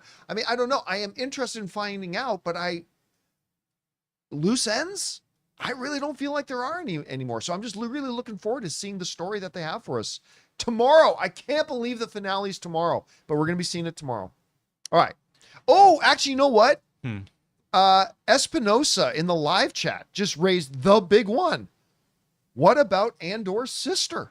I know they really just dropped that one. That is the loose end. So I stand corrected. That is the loose end. I want to get a little bit more info about that. Well, in Star Wars fashion, we find out it's Bix. Yeah, it was Pix all along. Oh my God, she's my sister. Okay. Anyway, what's next? Seconds from Disaster. I saw Thunderbolts and loved it, but what I loved most is Pullman's performance as a recovering drug addict. I've had friends that were addicts, and Pullman hit every mark. The way he is unsure and self-conscious was spot on, and Century was so fast and intense. 8 out of 10. Yeah, listen, there's just so much Thunderbolts does right. Been a while since we said that about a Marvel movie. And it was so refreshing, especially coming off a Marvel film that I didn't think was all that good, which was Captain America: Brave New World. Despite the fact that I love Anthony Mackie and I love the Sam Wilson character, they just didn't give him a good movie to star in. And that was definitely one of them. Listen, the way they handled John Walker, I thought was great. The way they handled Yelena, I thought was great. The way they handled Red Guardian was great. But yeah, one of the big things too is the way they handled Bob, and everything about Bob was great. And it's still so funny to think about. It wasn't even supposed to be Lewis Pullman playing him. Stephen Yeun was going to play him, and he would have been great because he's a great actor. Yeah. Just won a bunch of Emmys. But I mean, Lewis Pullman wasn't even supposed to be there, and he stepped in and he did such a great job, and that's one of the reasons the movie's so good. All right, what's next? Matt says, love the Peacemaker trailer. I think Tim Meadows will be a standout of the season. What did you think? What do you think? We're effing Berkeley. Oh my God, Tim Meadows' part in that trailer was that was a banger trailer. And listen, I went into Peacemaker thinking that was going to be a bag of garbage, and it ended up being, in my opinion, the best DC show ever. And even then, I still had some trepidation about them doing season 2. I thought it was okay. You nailed it the first one, but the novelty is going to wear off. And then I saw that trailer and I thought, nope, the novelty is not worn off. This looks amazing, and I cannot wait to watch it. All right, what's next? Blake says, where does Florence Pugh rank with the current working actresses? So she's so versatile and just kills every role. I think they're making her a new anchor of the MCU for a reason. Well, I think it has more to do with the character than just Florence Pugh. But yeah, look, I don't know that she's Oscar caliber, but she's very, very good. Like, I think two of the actresses that I really have my eye on as far as the industry goes right now is really Florence Pugh and Anya Taylor-Joy. Like, those two right now are just doing such great work. Both of them were in Dune, by the way. They're both doing such great work. Pugh is so versatile. Anya Taylor-Joy, so versatile. They're both pretty terrific. Whether or not she can turn in a performance that makes me go, okay, this girl's going to have Oscars on her mantle at some point, I'm still waiting for that a little bit, but she's really good. She's really good. And I'm excited to see where they take her in the MCU. All right, what's next? Tristan says, just like how I can't swim was a line that hurts to think about. Who are you? Just hits even worse. Star Wars Andor really is out here to hurt us all on a personal level. Thank you, Tony and Dan Gilroy. There's few things. If we're talking about the fight with, I want to call him Gilroy. It's not Gilroy. What was the guy's name? I'm freezing on the guy. Cyril. And yeah. Talking about the fight with Cyril. How painful it would be to come finally face to face with this guy you've been obsessed with for years, and then he just doesn't even know who you are. It reminds me of one of the greatest moments in Marvel Cinematic history when Scarlet Witch is fighting Thanos, and he says to her, I don't even know who you are. And she goes, you will. Like, that is one of the most badass lines of all time. But yeah, again, this is not just peak Star Wars. It's peak television. Andor is peak television. And again, Bob Iger, wherever you are, tap into whatever secret vault Walt Disney has scattered around the globe. Pull out all that gold bullion and you back it up to Tony Gilroy's house. You keep him in the family. Because Tony Gilroy said, I got too much other stuff I want to do. This is my Star Wars opus. I'm done now. I'm moving off of Star Wars. You do whatever you need to do to keep him in the house. Slash his tires, lock the doors, Get pictures of him fucking a donkey. I don't care. Do what you need to do to keep Tony Gilroy in the house, because this is the best Star Wars has been since the original trilogy. It's just, I'm sorry guys, but that's it. There's no discussion about this. That's it. Period. End of sentence. This is the best Star Wars we've had in generations. Period. It hasn't been better than this. Nothing else has come close. Nothing else has come close. Keep him in the house, damn it. Figure out a way. All right, what's next? Kathleen Kennedy says no. Seconds from Disaster says, also, the way they wrote The Void was perfect for an addict, the darkness inside pulling you in deeper until you're fully engulfed. Bob saying, why fight it? At least I found a nice room. Is the mentality they develop. I love the character the most. Well, you know, all that is true. Plus, I really do like, there's a lot of different ways, we've talked about this before, that they visually could have gone with Void. Void has been manifest in the comics as like some giant celestial kaiju and like a lot of different ways. It's really simple. Bob's silhouette, totally blacked out, pinpoint little white eyes. And it's just, it was such a disturbing visual and so perfect in its simplicity. They just did so many things right with it. All right, what's next? The Bobster says Sinners will cross 200 million domestic today and make another 23 to 25 this weekend with another remarkable hold. Is 300 million domestic on the table? Yeah, I think right now it's at 283. Oh, it's 300 domestic. Yeah. No, it's not gonna make 300 million domestic. That's a little bit too far off, especially with it making like 20 this weekend. That means it literally would have to do 85 mil. Yeah, I don't see that happen. Look, is it impossible? Of course it's not impossible, especially with an IMAX re-release coming. It's not impossible, but I don't really think it's a realistic thing. But it's about 283 worldwide total right now. It's doing really and it's just fabulous. I still think, I said at the time it was the best film of the year, right? And it's going to get nominated for Best Picture.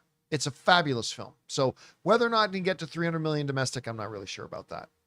All right, what's next? Bobster follows up. Now that it's been proven that a prequel of a prequel can be top-tier TV, what other Rogue One characters would you like to see in a series if handled well? None. Yeah, you don't have to keep going back to Rogue One. I think Chirrut and Baz's backstory could be interesting with Force sensitivity explored. I'm done.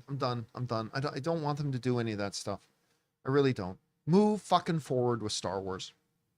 Andor was an anomaly.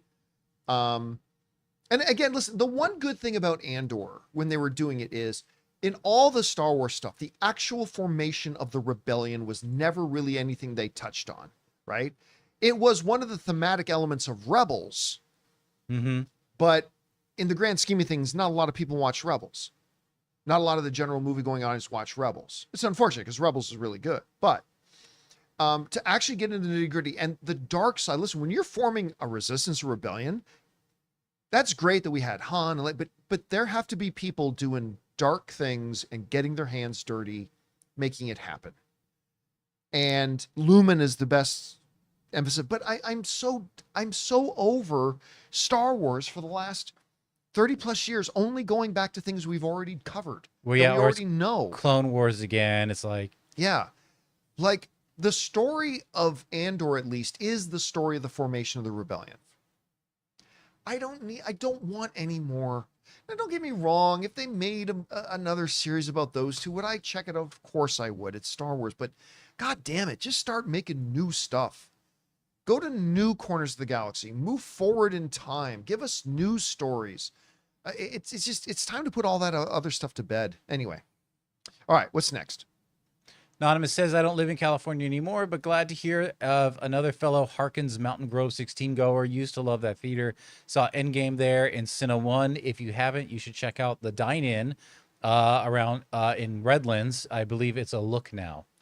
I've been seeing the advertisements for a Look cinema theaters around here. Yeah. I've never been to one, but I'm actually anxious to check one out. And I'll tell you what, I love the movie dine-in experience.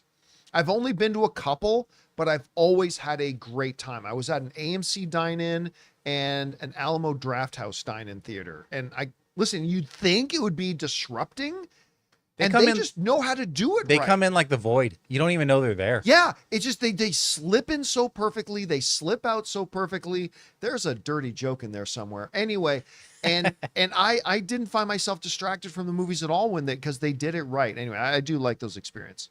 And iPick was another great one. Yeah. Yep. All right, what's next? SMV, huge fan of the Sentry. I was thrilled with his portrayal in the new Avengers. Do you think the Russos will pull another Hulk and have him be easily defeated by Doom to showcase the threat that he presents?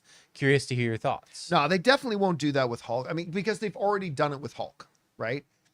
Like, and listen, it was very effective in Infinity War. Or Infinity, yeah. Super effective, right? But now you've already done that with that character. If they're going to make an example out of another, it's got to be a different character. It can't be Hulk. Now, it has to be somebody impressive. It has to be somebody formidable. So, I mean, some of the characters that could be on, like, if they were going to do it and say, like, had Doom in a physical confrontation early on to really establish this guy is a problem.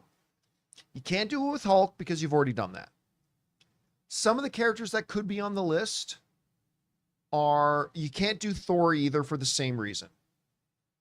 So, who's left on your list? Captain Marvel? That would be an impressive one. Like, straight up taking down Captain Marvel in a one-on-one fight and making an example out of her. That would be impressive. So that's a character you could do it with. Some people saying Spider-Man. That wouldn't be all that impressive. Doctor Strange, somebody brought up in the live chat. Doctor Strange, Lady Ruskoline said that. So that's a possibility for that. So there are a few, but it couldn't be Hulk. All right, what's next? All right. Shikster, Go Jets Go says, real question regarding Marvel. Overall, please explain why superheroes such as Cap or Thor can't seemingly be in the same cinematic universe as X-Men, or why even should they be together? I really don't know them beyond movies. Can't they live happily separate? They can live separate or together. So what's the question? Why can't they be, or why should they be? Yeah, I guess the argument for it, like being separate. Well, look, I've always said my preference, like right from the day that they announced that Marvel or that Disney was acquiring the Fox properties, I always said my preference would be to keep them in separate cinematic universes. Because quite frankly, the Marvel Cinematic Universe was already starting to feel overstuffed. Like it used to be when you go to see movies like Superman, or you go to see movies like Spider-Man, or you go to see movies like Batman. One of the elements of those things was those characters were unique in their universe. Right? In Christopher Nolan's Batman was totally unique. Like there were no other superheroes flying around the skies or anything like that. When the first Christopher Reeve Superman movie came out, there weren't like 55 other superheroes running around, all that kind of stuff. Now, I'm not saying that's the way it needs to be, but I'm saying like that whole element is now gone. There's literally nothing special about superpowered characters anymore, because in the Marvel Cinematic Universe, it's like every 7-Eleven has 5 superheroes on the roof doing crime patrol. And so with the MCU getting so overstuffed, I would be perfectly happy if now X-Men was under Marvel, but they were in a completely separate cinematic universe to tell their own stories and all that kind of stuff. So, but that is clearly not what they're going to do. They're going to bring them in. How they're going to manage this properly so it doesn't continue to feel even more overstuffed, I don't know. But if anybody can do it, it's Kevin Feige. But yeah, I wish they were keeping them in 2 separate universes. But again, if anybody can do it and do it well, it's going to be Kevin Feige. All right, what's next? Touch Me says, hi, John and Cruz. So they're trying to make a story for Hawkeye Season 2. If it's true that Marvel will separate TV and movies and the Vision show will be the last, does this mean that we'll never see Haley Steinfeld on the big screen? Nobody's saying they're separating the two, but they're going to start creating a bit of a distinction, right? They are all still going to be in the Marvel Cinematic Universe, right?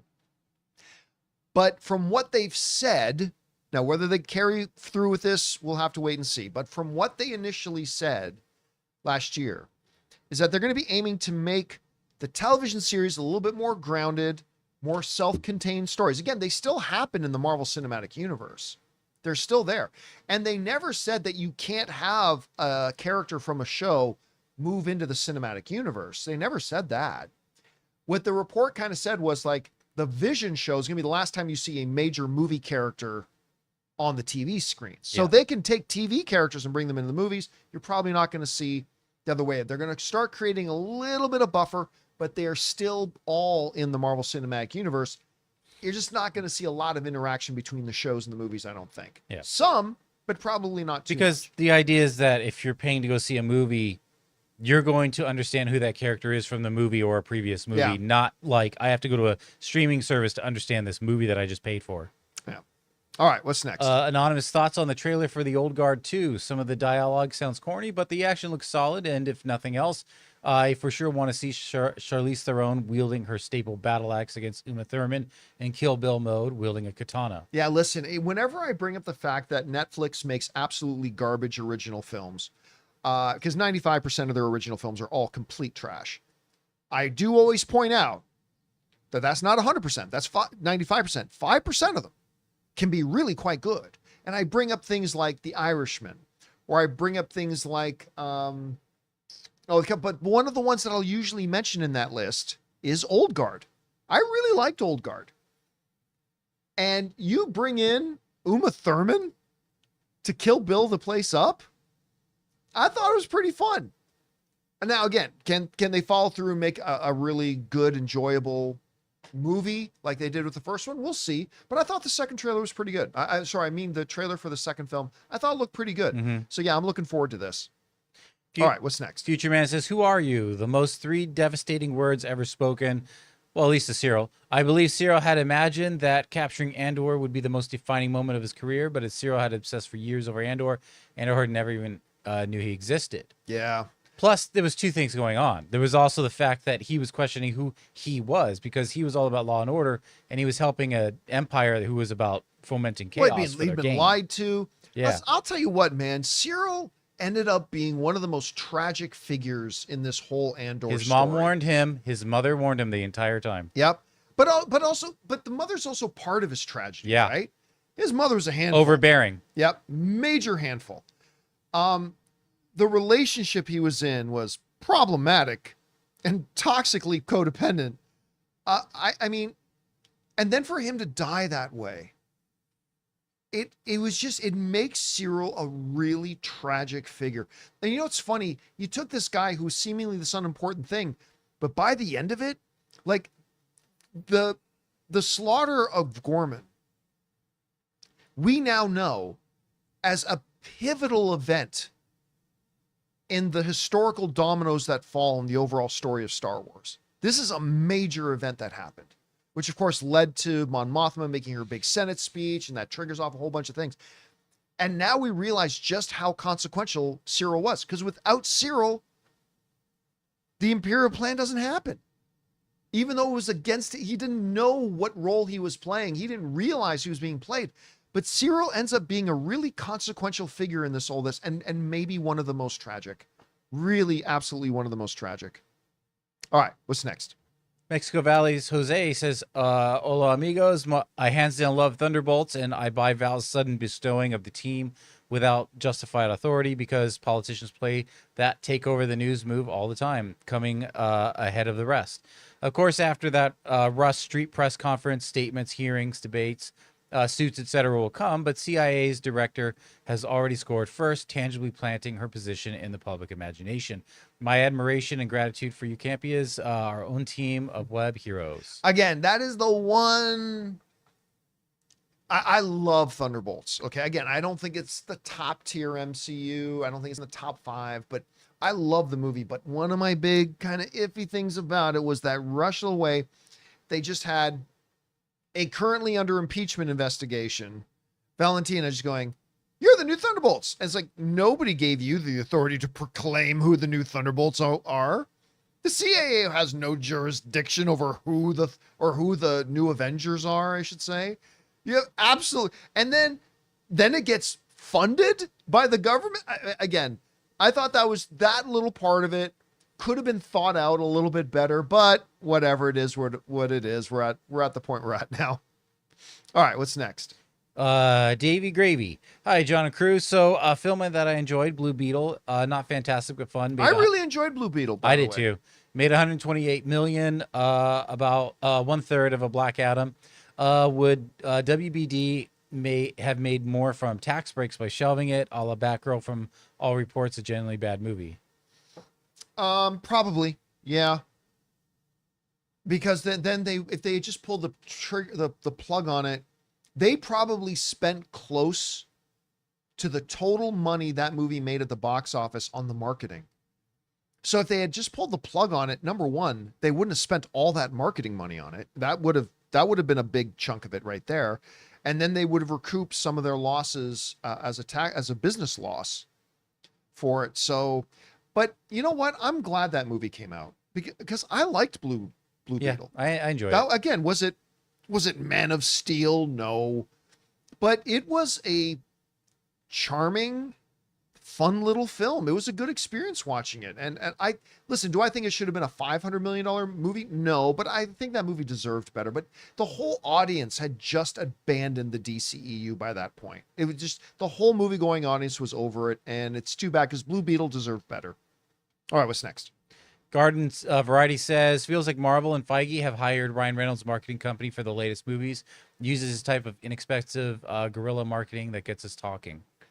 I mean, at least they have for Thunderbolts. I don't know that they did much for Captain America, but Thunderbolts is the type of characters that you can do that with. And you're right, it is very Ryan Reynolds-esque the way they've been marketing Thunderbolts. All right, what's next? We got Sci-Fi Extremist. John, I know you hate the prequels, so try and take a semi-unbiased view on this question. True or false that no other movie sequel that had a confirmed third movie or film had hit the same level of hype anticipation as the gap between episode 2 and 3? Before you start yelling at the camera, let me give you my thinking that 3-year gap made it feel like the Clone Wars was actually happening between the cartoon and the comic books, etc. Yes, obviously you had to be looking for that, which is why I'm curious. I don't even have the slightest idea what he's asking. What's the question? The only thing I can gather is that like the hype between episode 2 and 3, because we thought we were getting the Clone Wars in episode 3, which I did think we were getting. And then when we open up on episode 3, it's the end of the Clone Wars. It's like it basically came to its conclusion. Yeah, it doesn't like the opening crawl start with war. Yeah. And then it's like, here's the final battle. It was solved. Or like we didn't get the Clone Wars. Yeah, again, I'm not even sure what the question is, but I will say this, is that there was a lot of hype going into all 3 of the prequels. There were Star Wars movies, for heaven's sakes. We're like, And we're going see into Revenge of the Sith and Vader. Like everybody knew that we're now going to see the fall of Anakin Skywalker and all that kind of stuff. There was mountains of hype going into it. The movie's a bag of shit, but you can't deny the incredible hype going into it. I mean, we were gonna finally the falling out of Obi-Wan Kenobi and Anakin Skywalker, the turning of Anakin Skywalker into Darth Vader, the establishment of the Empire. You cannot underestimate how much hype there was, even though a lot of people hated the first 2 movies. It didn't matter. Like the third one was coming. Everybody was excited about it. There was amazing amounts of hype about it. Absolutely, there was. No doubt. All right, what's next? Garden Variety says, watch the worst episode of an established TV show. Season finale of NCIS had obvious green screen, production stage shots, high school writing, and felt like they only did one take for each scene. Laughable overacting by experienced actors. Could this be a budget issue? I don't see how budget makes an actor perform badly. Yeah. Listen, I'm not going to lie to you. I've never seen a single episode of any show that had the letters NCIS in sequence. Isn't there several like NCIS Miami, NCIS Bogota? I mean, same with CSI. You know, they did the same thing. I did watch. I did CSI. watch CSI. The original CSI run. I used to watch that. I used to really like that show. I don't think I watched any of the other ones. I never seen an NCIS. So, but no, a budget. Like if you're saying the acting was bad, the acting's the acting. It doesn't matter how much money you pay it. The only thing money will do is bring in a different actor. But it's unfortunate. If you watch the show, and again, I don't know the first thing about the show. I've never seen a single episode. But if you watched it and it felt unfortunate, that's too bad. But you know what? Listen, especially with season or series finales, there have only been a precious few handful of series finales that have actually been really good. A lot of them suck. Even Seinfeld, one of the greatest, some people argue the greatest comedy ever on television. Even that had like an iconically bad finale. I didn't think the Cheers finale was all that great. It's just a precious few that have really, really good ones. Anyway, what's next? We got Anonymous. Do you think we could ever get a Marvel movies out of continuity from or with zero connection to the MCU, the way Todd Phillips, the Joker is, and Elseworlds? I kind of miss when Marvel superhero movies existed without the baggage. I've been waiting for Kevin Feige, who I adore and just respect so much, but I've been waiting for Kevin Feige to have the testicular fortitude to actually do an Elseworlds movie. I said I've been wanting for years, prior to when we got that first Joker movie. I've been dying for either Marvel or DC to do what the comics do. The comics often tell one-shot, out-of-universe stories, right? So so storytellers can tell some great stories without their hands being tied to the continuity, right?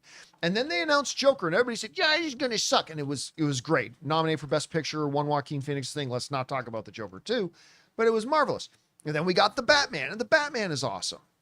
So I would love for Marvel, once every couple of years, it doesn't have to put out 2 a year, maybe one every 3 or 4 years, to tell a really great standalone one-shot movie that isn't part of the Marvel Cinematic Universe. It's not handcuffed to what's going on in their own continuity, and just do that. I think it would be great. I think it'd be wonderful if they did, but I don't think they ever will. I really think they should, but I don't think they ever will. All right, what's next? We got Garden Variety with the split of Marvel TV versus film. It is a bummer that great characters would be condemned to never joining the films. The advantage DC had was that the Arrowverse was always distinct. But they never said that TV people couldn't appear in movies, just that you're not going to get story arcs of film characters where you have to do your homework. Yes. So, for example, you're not going to get a Shang-Chi Disney Plus series. Right. They said, what the reports said at any rate, was that Vision Quest is going to be the last time you see a major movie character going into the television stuff. Again, they can have TV characters graduate up to the Marvel stuff, to the Marvel movie stuff. That could happen.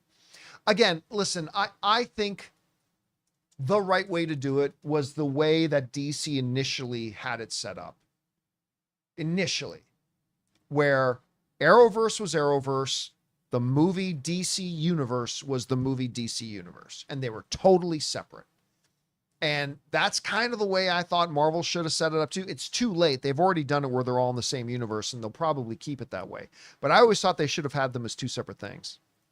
All right, what's next? We got totally agree on the quality of Andor finale episodes. Who's asked the question? Oh, Garden Variety. Oh. Also, these weren't the finale, but I immediately stayed up 2 more hours to watch Rogue One again.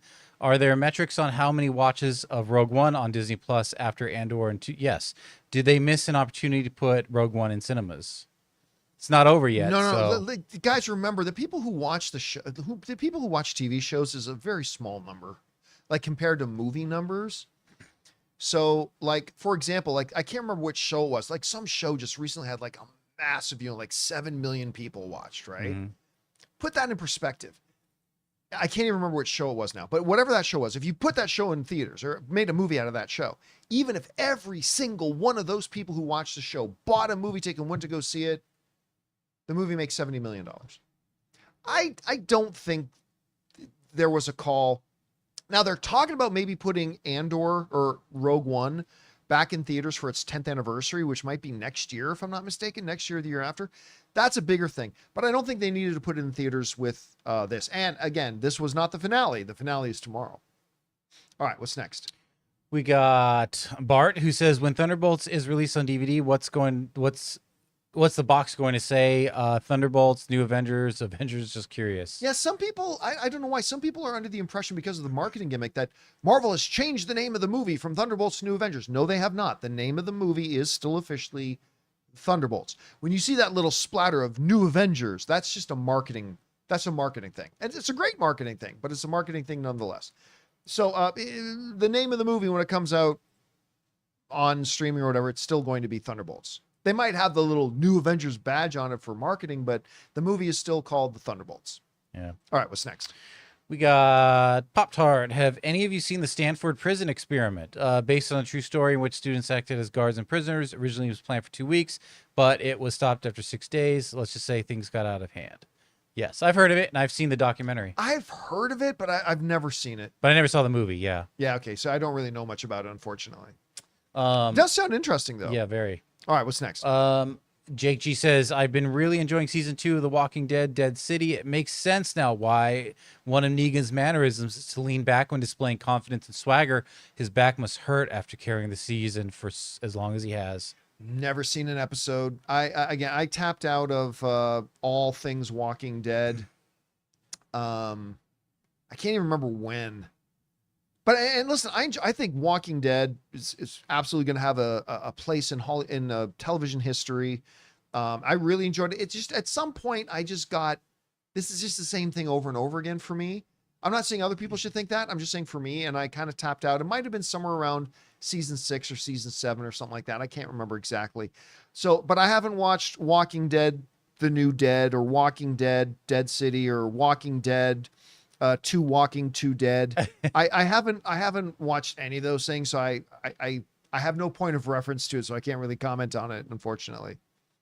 All right, what's next? They formed a team. Says, I saw an ad for a UFO film called Watch the Skies on AMC's site that just came out. It has an 83 on Rotten Tomatoes with 18 reviews, but some of the reviews are from 2023. It's a Swedish film and used AI for the English dub. Pretty strange. Have you heard anything about it? I've heard of Watch the Skies. Have you? Yeah, but I never saw it. Do you have any idea, knowledge of what the basic premise of it is? No, not really. I just remember seeing not even a trailer for it, but an ad for Watch the Skies. Yeah, I haven't even seen an ad for it, to be honest with you. All right, what's next? John just watched Godfather for the first time, and just wow, Al Pacino's arc from who he is at the beginning to who he is at the end has to be one of the best story arcs ever. Yeah, I've heard the Godfather is pretty good. It's I'll not check bad. it out. I'll have to check it out. Listen, one of the great catch-up things that happened during the pandemic was that we heard from so many people, because we were all at home, and so people were getting caught up on things. So many people who either I've watched Lord of the Rings for the first time. That blew my mind. But 2 was how many people wrote in to say, like, seriously, we lost count. How many people wrote in to say, watched Godfather for the first time? You watch it for the first time and you start to understand why so many cinephiles believe it is either 1 or 2 the greatest film of all time. They're so good that the actual argument is not whether a Godfather film is the greatest film of all time. The debate is Godfather 1 or Godfather 2 the greatest film of all time? Now that's not, it's in my top 5. It's not my number, but for a lot of cinephiles, that's just it. And one of my favorite things about people who watch Godfather for the first time, I've mentioned this before, is when you see Godfather for the first time, it's like this light bulb goes off in your head. It's like, oh my God, I've just had 500 other movies go through my head that were all clearly influenced by The Godfather. And it's not even other mobster movies necessarily. Like when you see Godfather for the first time, you've never seen it before, all of a sudden you start to get a slight understanding of just how influential that movie is to all of the film industry. Like it's absolutely crazy. All right, what's next? We got Thomas Bombadil says, hi, John. Did you see the Apple TV Plus is going to release a documentary one-man show by Bono called Bono Stories of Surrender on May 30th? The trailer's out. It looks pretty touching and beautiful. Just thought the huge U2 fan in you should know. Yeah, I've not seen the trailer for it. I have heard about it. I'm fascinated by the story of Bono. I believe his real name is Paul Hewson.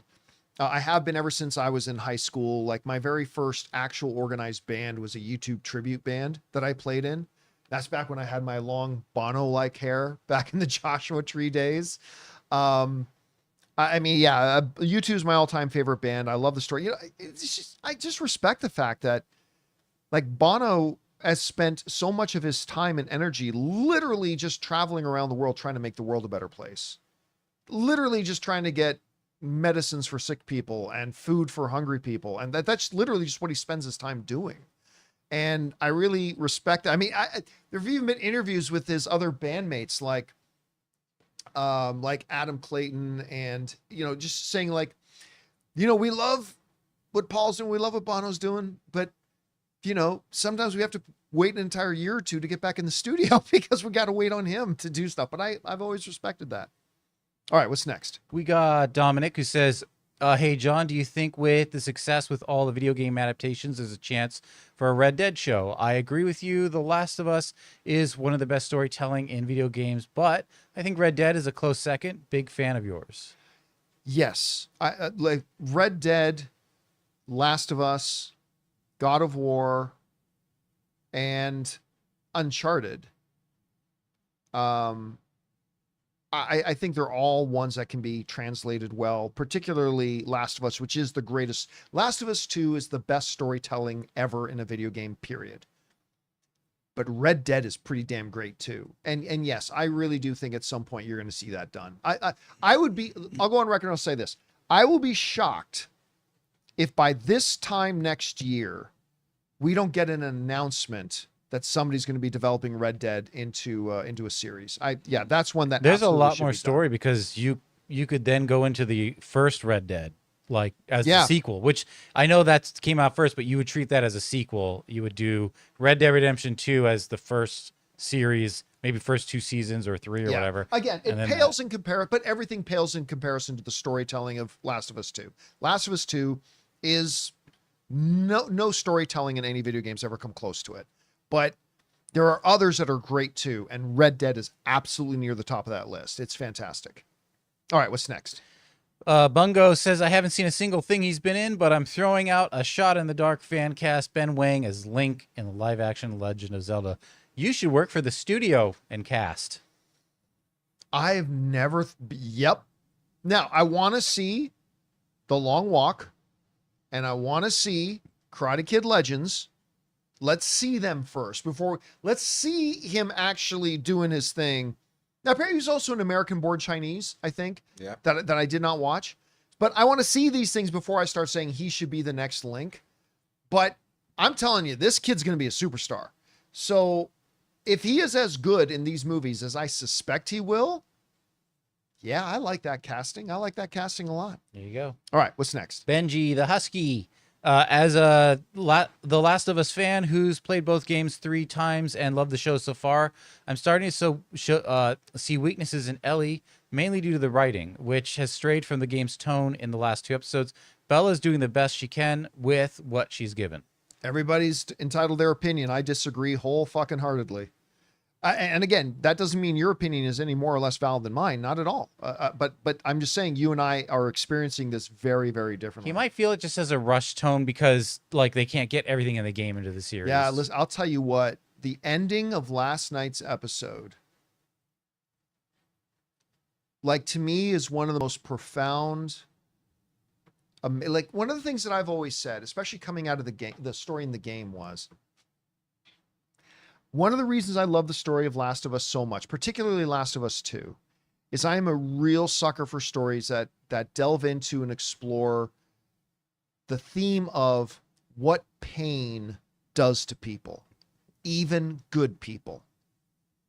What pain will do to people. And I've said kind of like Bruce Wayne's moment in the alley when his parents are shot in front of him. And I said, Bruce Wayne died. I think if you really understand Batman, you understand that Bruce Wayne died in that alley and the Batman was born. Like, there is no Bruce Wayne. Bruce Wayne doesn't exist. The Batman was born and he puts on the facade of Bruce Wayne. When you look at the story of The Last of Us, and I was shook at the ending of the episode last night because Ellie drops the facade. In many ways, like Bruce Wayne, Ellie died in that room with Joel. And a monster was born. I've said that all the time. Ellie turns into a monster. And while she's trying to hold it together and trying to keep up the facade, when that girl's laying on the ground and saying like, Joel, Joel did this, Joel did this. And that camera, and Bella Ramsey, holy shit. The camera's just kind of a mid-tight on her, and that look on her face, that cold look. She goes, I know. And then proceeds to pick up a pipe and bash the girl's legs in. It's in that moment. Mm-hmm. And I thought it was so well done and so well shot and so well executed. That was the moment the facade dropped. That was the moment when Ellie didn't need to hide it from anybody or even try to hide it from herself or anymore. That was her now. That's Ellie. That's the real Ellie.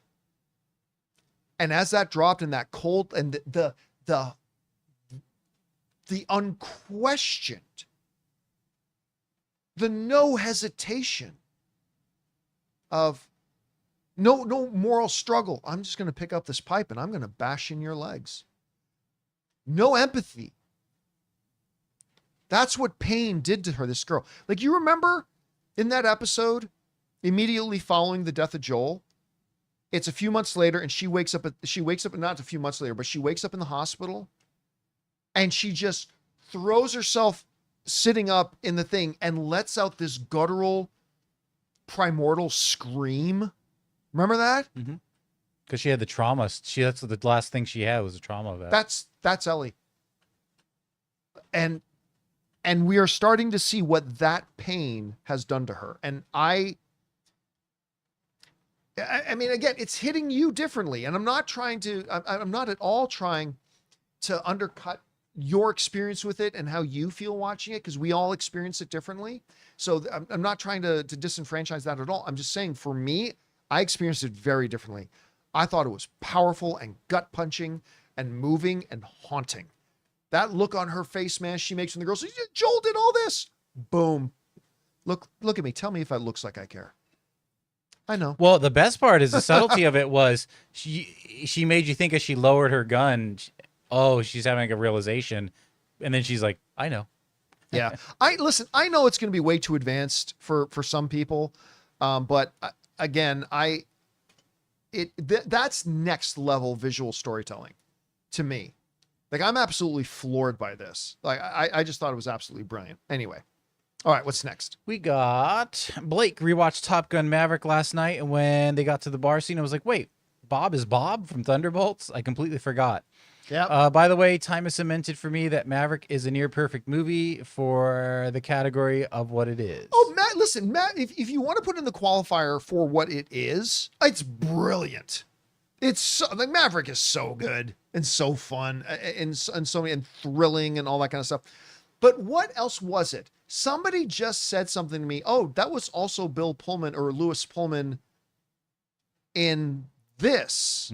What was it? I forgot, but yeah. Now I got to look Maverick it up. is one of them, though.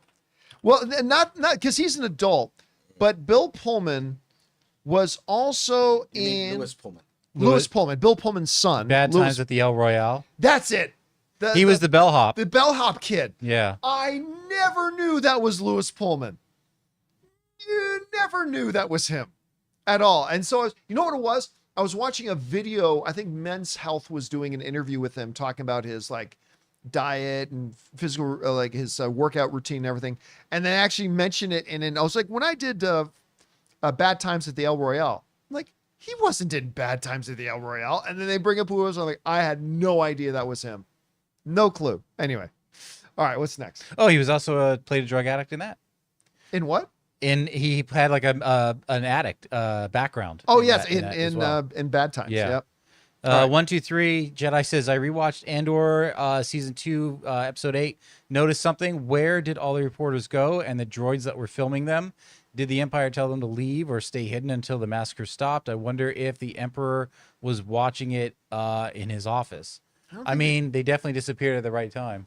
I don't think they disappeared. I think they were just in the crowd.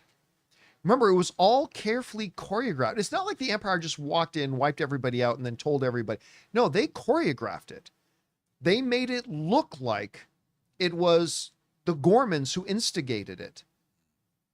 You know, they had that sniper up on the roof, not to shoot a Gorman. Mm-hmm. It was to shoot one of the Imperial troops to make it look like a Gore shot them. Right. Like it was all very carefully choreographed to keep up this narrative that they were going to try to push. And so, yeah, they were there. It's just that there weren't thousands of them there, but they were there probably in amongst the crowd. All right, what's next? Ronetta says, hi, y'all. I finally watched Andor 7, 8, 9. I cried 3 times. Those episodes were wow, especially episode 8. The final arc has me on the edge of my seat, and I feel bittersweet to see it come to an end. I'm grateful for the ride, but I wish it wasn't over. Apologies, wasn't finished. If Andor feels slow to you, maybe fast food storytelling has ruined your taste. Too slow? Nah, it's a masterclass in build-up. If this is too slow, so is Game of Thrones, Shogun, and a plethora of others. Well, look, first of all, let's not get into the, if you don't like this thing I like, then there's a problem with you. Let's not get into that. Let's not go there. Art hits us all in different ways. And to say that if you didn't like it, then you're just into fast food entertainment. Listen, people can have great taste in shows and movies and have refined, sophisticated taste in all of them, and they may just watch Andor and maybe it doesn't work for them. Art hits us all in different ways. Now, obviously, I completely think it's one of the greatest things out there. I think Andor is absolutely phenomenal. But if somebody else doesn't, unless they say, well, I hate that there's no lightsabers. Well, if they specifically say that, well, that's fine. But if some people feel it's slow, okay, then maybe just for them it feels slow. It feels like it has a great pace to me. Like the storytelling, the dramatic beats in Andor, it's all killer, no filler, man.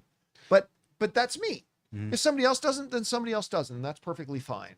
And if they don't like it just because, hey, you know, I love Star Wars and I'm watching this, but it's not really doing it for me, hey, that's fine. No big deal. But let's not get into this whole thing about, well, if you don't like what I like, then you're just into fast food Also, entertainment. Let's not do that. You also may feel like Game of Thrones wouldn't be at that pace because in your mind you're like, well, it's like a medieval times type of storytelling. Like they are on horseback. It's not Star Wars with. So someone could justify their reasoning is in many ways. Yeah. All right. What's next? We got, Jedi. No. Here, yes. Heaven's Park. Hope you're well, Gio. I would have loved a sequel to Tintin in 2011 with Jackson, which Jackson was supposed to direct, but the production team have been procrastinating about it forever now. I'd much rather they just shelf it rather than keep it in development hell. I thought it was scrapped. I mean, I don't think they've ever come out and said it was scrapped. So, of course, the whole idea with Tintin was Steven Spielberg and Peter Jackson teamed up where, okay, so for the first Tintin, Peter Jackson will produce and Steven Spielberg will direct. And then on the second one, Steven Spielberg will be the producer and Peter Jackson will direct it. But the second one never came. I think both of them kind of wish they could do it, but two things here. I don't think they'll ever announce that they're not doing it, but I don't think it'll ever happen. So they'll never come out and say we've officially canceled it. I think they'll always still say we're still working on it or we still want it to happen, but I don't think they'll ever say they're not doing it, but I don't think it'll actually ever get done. All right, what's next? Yapnap says, beyond excited for Superman. I understand your point that it doesn't need to take or make a lot of money, but I am optimistic with a strong enough marketing push these final 2 months. And if the movie's great, it will make a lot of money. In James Gunn, we trust. It could. Listen, it's not about trusting James Gunn. All James Gunn can do is make a great movie. And I hope that's what he does. I have every confidence in him. I believe it'll be a great movie, but you never know till we see it. I also believe that Craven was going to be a fabulous film. And look how that turned out. Yeah, Not so I could have warned you. But you know, I have all the faith in the world in James Gunn. I have all the belief in the world in James Gunn. Well, and also people are like, well, and if it's a good movie, like, okay, it could be a great movie, but doesn't mean it's going to make a lot of great movies don't make a lot of money. Yeah, I mean, look, the reality, Sinners might be the best movie of the year so far. Hasn't made $300 million. Right? All the director can do is that but listen, I'm going to tell you right now, there's a lot of people out there who are so burned off of DC movies because of everything that happened in the DCEU. Doesn't matter how good Superman is, they're not going to go see it. Now, the hope is ideally what happens is that Superman is so good that even for a lot of people who don't go see it in theaters, that later they just keep hearing from everybody that it was so good that eventually they give it a chance and they check it out and go, oh my God, that was actually really good. Maybe I'll go see the next one. Then Supergirl comes out and they go give it a chance. That's the strategy. That's the game plan. But how many people actually go and buy a ticket and go see it is really not up to the director anymore. Like once they make the movie and put it out there, that's all you can do. And can it make a lot of money? Well, of course it can. It can. Just because of all the damage done to the brand, though, by the DCEU, and I like most of the DC. I'm saying this as somebody who's a fan of it. But the reality is, because of the damage done to the perception of the DCEU, to the brand as a whole, it's just got a lot of things. That's why I think the people at DC are smart enough to know that's the reality. And what they need from Superman is for it to be great so that later movies can make the bigger box office. Because if Superman isn't great, the future movies are going to have a hard time making any money at all. Like, forget Supergirl's dead. If Superman's not great, Supergirl's dead. Absolutely dead. So they need it to be great more than they need it to make money. All right, what's next? We got Anonymous who says, I hope the rumors about the new Shrek film being a live action hybrid are false. I hate the cliche going to the real world plots completely kills immersion. It would kill any and all hope I have for it, which is admittedly low to begin with. Why on earth would you have low hopes for a Shrek film? Anyway, I don't believe they're going to go in and out of the live action. I haven't heard anything like that. But even if they did, how many times has that actually been done? Like in the scope of the last 5,000 movies, literally in the last 5,000 movies that have been made, what percentage of them have had an animated world coming into a live action world? Smurfs. There's one. Yep. That's horrible. And then way before that, I can't remember, but probably I know there was a Family Guy episode that kind of did it. SpongeBob did it, but that was a long time ago. Yeah, so again, my question is, what's the percentage? A low percentage. Yeah, it like a lot. There have been a lot fewer movies that do that than of an angry wife murdering her husband trope. There have been a lot more of those, tons more of those. So I don't know. First of all, I don't believe there's any truth to it. I don't either. I don't know but I don't believe there's any truth to that. Just what I think. But if they did, I don't think that's any reason to write off any hope, because that doesn't tell you how good or bad the story might be. Anyway. All right, what's next? But there is going to be an influencer ogre. Influencer ogre. $50 each says, hey, John, it's my best friend's birthday today. His name's Chris, and he first introduced me to you when you were at AMC. Oh, nice. I've been a fan of you since. Thank you. Bring on the filthy. See, Chris, I told you I would do it. Oh, my God. That's so odd. Well, first of all, thank you for watching the show since our AMC days. And that's really cool of you to do that. And Chris, happy birthday to you, man. And thank you for turning your friend on to our show. We appreciate that, dude. And again, happy birthday, dude. All right, we're way over time. Let's take one more, and then we'll have to just get caught up tomorrow. All right, we got Caden who says, "Hi guys, hope you're well. Should we expect Inhumans coming in Doomsday Secret Wars or after?" I don't know. Try that again. It's about should we expect Inhumans coming in Doomsday? No, I just don't think so. They're so burned on Inhumans. I do not expect to see Inhumans. They don't need Inhumans now that they have X-Men.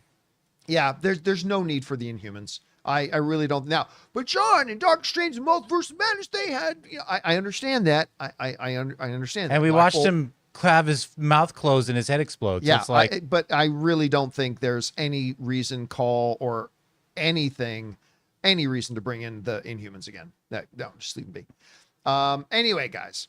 All right, we probably have a few left over. Jonathan, do we? Couple more. All right, you know what? Guys, sorry, we've gone way over time already today, so we're going to have to wrap it up here. Mm-hmm. So that'll do it for today's installment of the John Campea Show podcast. Thank you so much, everybody, for being here, making our little show part of your day. Big special thank you to all you guys who sent in questions. And for those of you who sent in questions that we didn't get to yet, don't worry. We'll start off tomorrow's show, the Q&A period, with your questions. We will get caught up on the few questions that are left over. So thank you, everybody, for sending in those questions. Number one, because you gave us fun things to talk about. But number two, because you supported this channel as you did it, and all of us involved with the show. Thank you guys so very much for your support. So, for Robert Meyer Burnett, who is not here right now, Ray Ora, See you guys tomorrow. Jonathan Voico, See ya. my name's John Campea, guys. Thanks so much for being here. And until next time, my friends, boob horns.